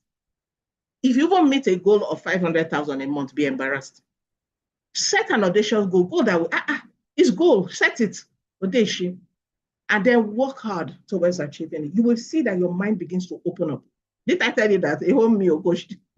I belong to a group that I shut my mouth up. It's a goal. I stay inside there. But as they are talking, what begins to happen? My mind begins to open up. I know that one day one day, like one day, one day. Me too, I'll be talking and people will be keeping quiet. So set those goals, audacious goals. But most people, their goals are not audacious enough. Their goals reflect the very first thing we talked about, fear of failure. But it's your personal goal. Why are you afraid? For some of you, the person that is making you not to set high goals is your spouse. So you need to go set a goal for your spouse. For some of you, your spouse say, this your goal is too ambitious. Set a goal for him or her, because that apparently that person also needs help. Okay? Mistake number 11, your inability or the inability to say no properly and effectively. Don't just say no. If someone asks you for something, say no, you'll be a devil. I'm awfully sorry. I am unable to accede your request at this moment. However, I will look into positioning it in my budget in the next quarter and ensure that I am able to, even if I can meet it 100%, I will be able to do it 25%. Did you hear the way I said no? Before the person will know that it's no that I said, tomorrow has reached. You need to learn the art of saying no. For many people, they are suffering because they are unable to say no effectively. And the last mistake I will share tonight is the mistake of not selling. If you are not selling in 2026, you are absolutely wrong. You must sell, because the money you are looking for will not come from fixed income. It comes from sales. And with sales comes the ability to price. You have control of your pricing models. And when you can price by yourself, when you can take charge of pricing, you can grow wealth at your own rate. Okay, so not selling is a big mistake I see many people make. So check what you're doing. Are you selling? What are you selling? Can you improve on your pricing and earning models? If you do, you would have avoided the 12th mistake that I find rampant among individuals. This brings me to the end of our conversation tonight. Thank you very much. Over to you, Patience. Don't worry. I was just reeling and just laughing and laughing. Were you teaching us or you were attacking us? Which one? I'm sorry. I don't even know. Were you You- attacking our senses? Thank you so much. Everyone send love to Tobari. We have 10 mistakes. Please put in the chat for me. Send so much love to Tobari. Every time she opens her mouth to speak, it's filled with words. Thank you so much. Now, I heard you telling them that they shouldn't listen to me. Now, Tobari has said that you should have the audacity to dream, right? That's what she said. Now, very quickly, we're going to close in a moment, but I want us to do two things. Thank you, Tobari. I'll talk to you in a minute, but let me just quickly do two things I want us to close with. I want us to close with envisioning what we want for 2026. So I want you to ask yourself, Tobari has said a lot of things. She shared 10 mistakes we make around our finances. And trust me, it has cut across the different aspects to financial management, from budgeting to retirement, to chasing, to goal setting, to risk management, to assets, to investments, to compounding. All that are different categories, different aspects to financial management. So she's covered all of that in her 10 mistakes. Now, I want us to take a moment to sit back, absorb all that she said. And whilst we're at it, let's have a reflection moment where we ask ourselves, what do we truly want for 2026? We cannot end this class without really thinking about what our goals should be, what we should set, how we should set our goals, how we should set our vision right for 2026. So we've done self-evaluation. We've assessed, what our current situation is. We've heard our guest speaker, Tobari, tell us what our realities are, the things we need to look out for, where our monies go, how we need to think about goals and all that. But we don't want to leave this webinar just being reminded of our flaws and our limitations, right? Absolutely not. That's not what money coaching only looks at. So I want us to take a moment to sit down, take a moment, feel our feet to the ground, whatever it is we're doing, just take that deep breath in, just absorb the information that you've gotten today. This is just the breathing will just help you accept all the things that you've heard. So take 3 breaths in as you're breathing, take 3 breaths in and then breathe out 4, take 4 breaths out. So you take that breath in. Slowly count 1 to 3. And then you slowly breathe out. When you exhale, you count to 4. That's just to help you see the information as information, right? See the possibilities that it has for you. Now ask yourself, what do I truly want my financial life to look like towards the end of the year? Assuming this is December 2026, right? We don't want to create a vision that just looks good for Tobore or looks good online or looks good to other people's hearing.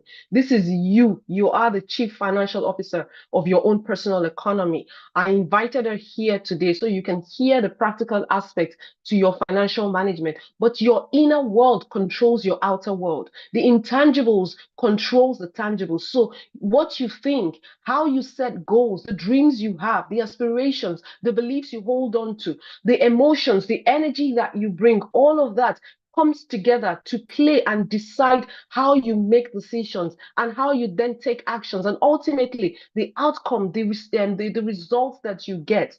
So we want to create a vision that your real life can support.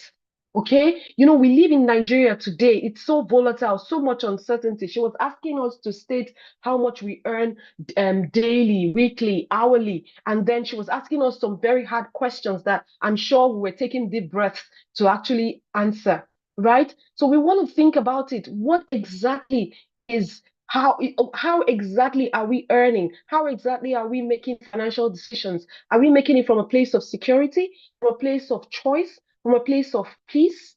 What do we want? How do we want to envision 2026 to end like? And the reason you have to do this is because your financial life will only rise to your level of clarity.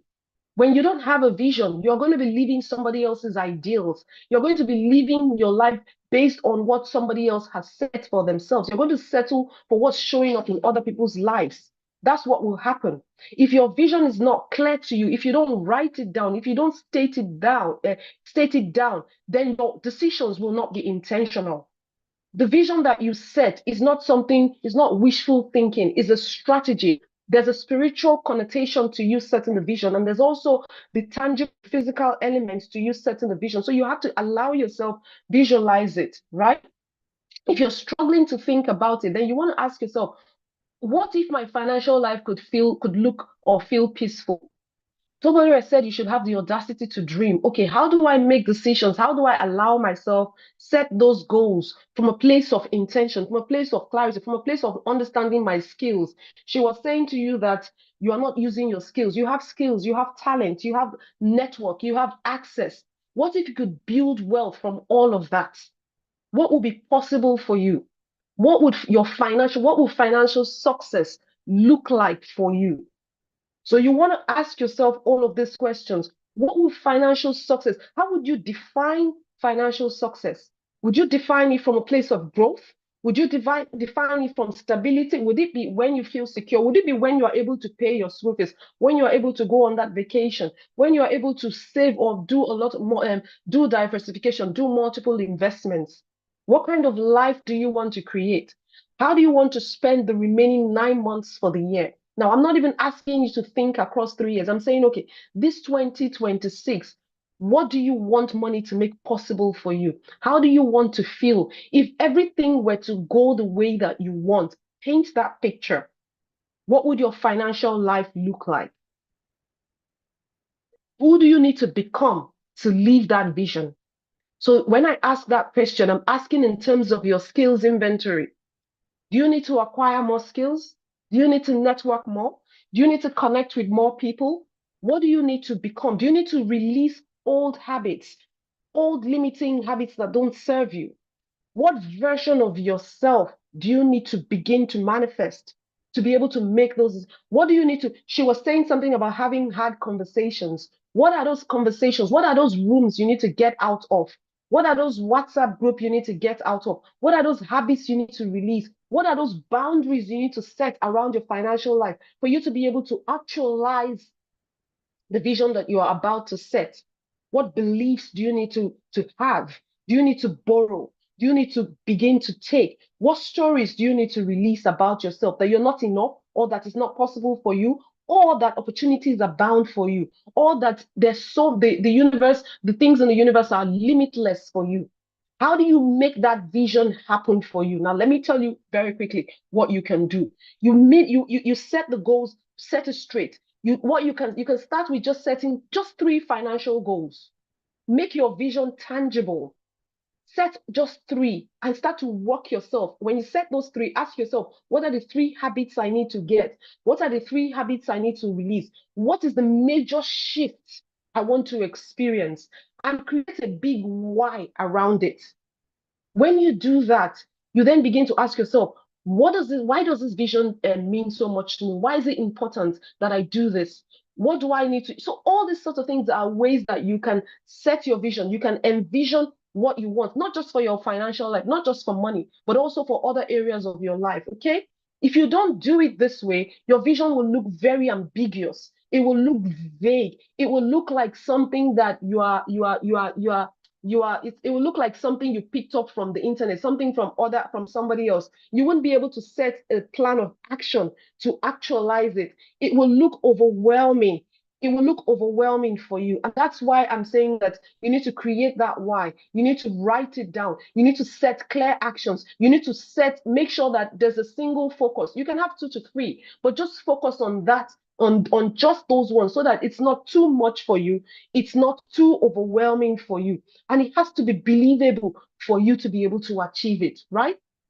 I know you said set ambitious goals, but you also have to make sure that when you set those goals, when you work on your vision, it aligns with the values that you want. What are your values? What are the values for your life? When you envision your future, when you look at yourself December 2026, how are you living?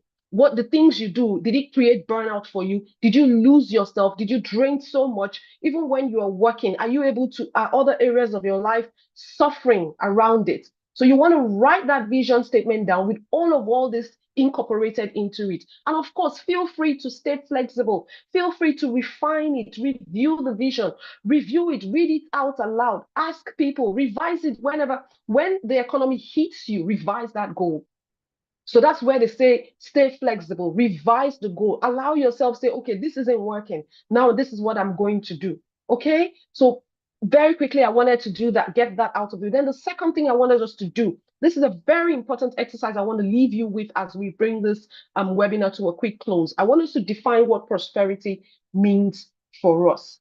Okay. I see a lot of messages coming on the chat. I'll come to that in a moment, but I want to quickly do a prosperity exercise for us, because one of the things I teach on right now is I have a program, a signature program called the Ready to Prosper program. But I want to quickly do a prosperity exercise, and I'll talk a little bit more on that in a moment. Now, I want you to say to yourself, or write this down. Prosperity for me is this. What is prosperity for you? Define it. Start to allow yourself, feel what it means, how it feels to be prosperous. So we need to bring in the spiritual element to our relationship with money. You see, we have different relationships with money. We have an emotional, as you may have heard me say at the start of this webinar, we have an emotional relationship with money. All of us do. Rich, poor, middle class, everybody across different income strata have emotional relationship with money. We have an instinctive relationship with money. We have a practical relationship with money, which was what Tobori touched on. We also have the spiritual dynamics or spiritual relationship with money. So we want to touch on that. That's where you hear laws of prosperity, laws of giving and receiving, the art of giving and receiving, abundance, wealth. So what does prosperity mean? Now, talking from that backdrop, what does prosperity mean for you? Prosperity is a personal thing. You cannot borrow somebody else's definition of prosperity. So I want you to take a moment to ask yourself, prosperity for me in 2026, what does it mean? What would it look like? What would it feel like? What would it sound like when I think about it, when I say it to myself, when I set the affirmation? What would it sound like? What is my inner voice saying about prosperity? If you don't want to do it around money, you can do it around your relationship. You can do it around your health. Being prosperous is not just tied to your finances. It's holistic, right? So which area are you looking for to be prosperous in? Is it with your wealth building in terms of investments? Is it around your career in terms of promotion, in terms of visibility, projecting yourself, upskilling yourself? Is it around your businesses, your clients, pricing yourself, moving to a new location? Is it around your family? Is it around setting boundaries as it pertains to black tax? What are you thinking? So you just have to pick two or three, whatever area of your life. Our lives are in different dimensions. So which area of your life do you want to experience prosperity in? And I want you to say this to yourself. By 2026, I will be this, I will be doing this, I will become this, I will be that person who is, this is for you. I will have this. We have three things we chase as humans. We want to be, we want to do, we want to have, and that keeps us going, right? So what is it for you? Is it stability? Is it expansion? Are you a salary earner? Is it that you want to make more, you want to change jobs? Is it expansion? Is it that you want to set clear boundaries? Is it that you want to get out of relationships or circumstances or situations? What is it for you? What is that one thing that you want to do to help you see and then what would happen if you achieve either of them? So you want to think in all of this direction, okay? So I wanted to put that very quickly out there for you. If you are a salary earner, allow yourself think about money, free yourself. What conversations do you have around your finances? Tobori said, have they had conversations? Are you talking about your growth? Are you asking for raises? Are you upskilling yourself to be that person that deserves the raise that you think you deserve?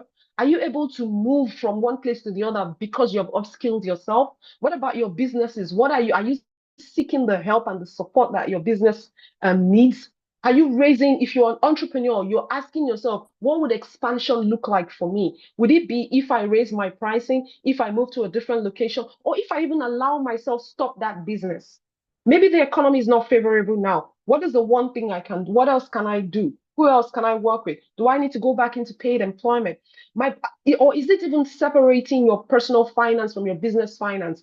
These are the things that we're looking at. Okay. So very quickly, I wanted to put those out there. And thank you so much, guys, for joining this webinar today. It's always my pleasure, my purpose to talk to you about your behaviors around money, your behavior dynamics in terms of how you were raised, how you have come to be the way that you are with your finances. And it brings me so much joy when I find everybody listening to things like this and learning and becoming aware as to the habits, as to how they hoard, how they spend, how they give, how they talk, how they, all the decisions you make around your money. You don't know it, but like I said at the start, it is driven 80% by your emotions, by your feelings, by the stories that you've heard, by the way you saw your parents handle money or your caregivers, by what your religious institutions have conditioned you to have around money. Now, as we bring this webinar to a quick wrap, I want to leave you with this tonight. Understanding your money behavior, understanding your relationship with money. Remember, I said you have different relationships with money. It's very important. But information alone doesn't really change anything. If you think information changes everything, we have a lot of info. We have access to information.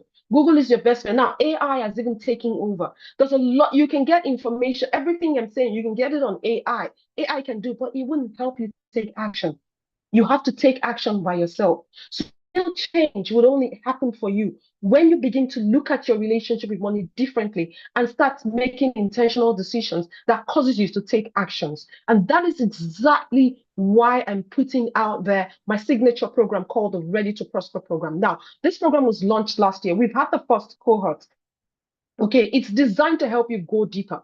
It's designed to see how you can position yourself, release limiting beliefs, resistance that are holding you back, strategizing you for impact, helping you own your worth, right? Teaching you generosity. Essentially, inside this program, we work through your mindset, your beliefs, your habits, not in the way that you know.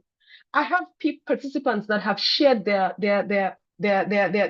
testimonials, and I've put them in the link. I don't know if my team is there. She can put the seller link for people to go and just read it. Even if this is not the time for you to take on that program, at least become aware. We talk about things like owning your worth, positioning yourself for better financial opportunities, learning the law and the art of receiving and giving. That is a big factor. We've been taught to give. We've been conditioned and programmed to give. We give because giving makes us feel good, and we give because spiritually we have to give. But there's an undertone to giving, and you've got to learn the art of receiving. So many givers do not know how to receive. We're stuck in other people's lives, but we've not learned the art of receiving. And prosperity will not happen to you by accident. No, it will happen when you become intentional about the way you think, who you listen to, how you act, and how you position yourself strategically, energetically, socially, mentally, financially, professionally, every way that you position. So if this session that we're having today, right, has made you reflect on your own financial life and you feel ready to take the next step, then I would love to work with you in Ready to Prosper. And if for any reason whatsoever you feel, oh, this is not the time, I need some time to think about it, that's okay. That's okay. You can just read through the link, read through the page, and then decide in a much later time if it's right for you. Okay, I'll share the link and you can learn more about it if you feel right for you right now. So thank you very much. I want to know very quickly, 3 people to share how the session has been. Maybe it's a good thing to invite guest speakers into our Mind Over Money series that we're going to be holding frequently. Can you share? 3 people to share how this session has been. This will be good feedback for us to know how subsequent series for the Mind Over Money series will continue to hold. Okay, so who is willing to share how this session has been for them? How has this session been for you? How has this session been for you? We need to hear. Tobari needs feedback and we need feedback. Plus, your feedback would help us know how to position this program for subsequent series. Thank you, Mind Awakening. Thank you so much. Mind Awakening, yes. How has this session been? How has it been for you? Who would like to share? We need to hear you. Enlightening. Anyone cares to speak? Thank you. Keep it coming. Keep it coming. How's this session been for you? Let me share. How has this session been for you? Thank you. Thank you, Tosan. Thank you very much. Insightful. Thank you very much. How has this session been for you? Keep it coming, guys. We need to know how this session has been for you. Any feedback? Anybody cares to share? Anybody cares to share feedback for us?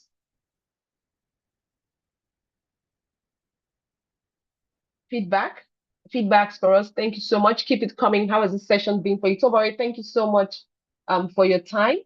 A Ready to Prosper program is a 6 weeks program. It will help you transform your money patterns. And of course, it will be held through 6 live weekly coaching sessions. You'll have access to personalized financial empowerment. There is also, you get a bonus session where we'll review your money personality to see, the patterns that are standing in your way, the core patterns that stems from your childhood dynamics and the issues around you. And then, just look at different areas around it. So if this is good for you at this time, if you loved what you've heard today, then Ready to Prosper is a much higher level. Thank you so much, everyone, for joining this webinar. Thank you so much. It has been my pleasure. Tobari, any last few words? How can you be found? Is Tobari still here with us? Tobari, is she still here with us?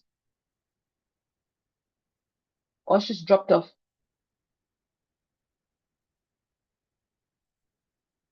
Is Tobari here? Oh, okay. Maybe Tobari is left. Yeah. Anyways, you can find Tobari on LinkedIn at her full name, Tobari Olumoye, at Tobari Olumoye, and she has the same name on Instagram as well. Thank you so much, everyone, for joining. Thank you for sitting through. And for those of you that are listening to the replay, you can contact us at contact@patiencecarew.com. One word, contact@patiencecarew.com, and I'll be happy to read your emails and provide feedback on what's next. So thank you very much, everyone. Have a good evening.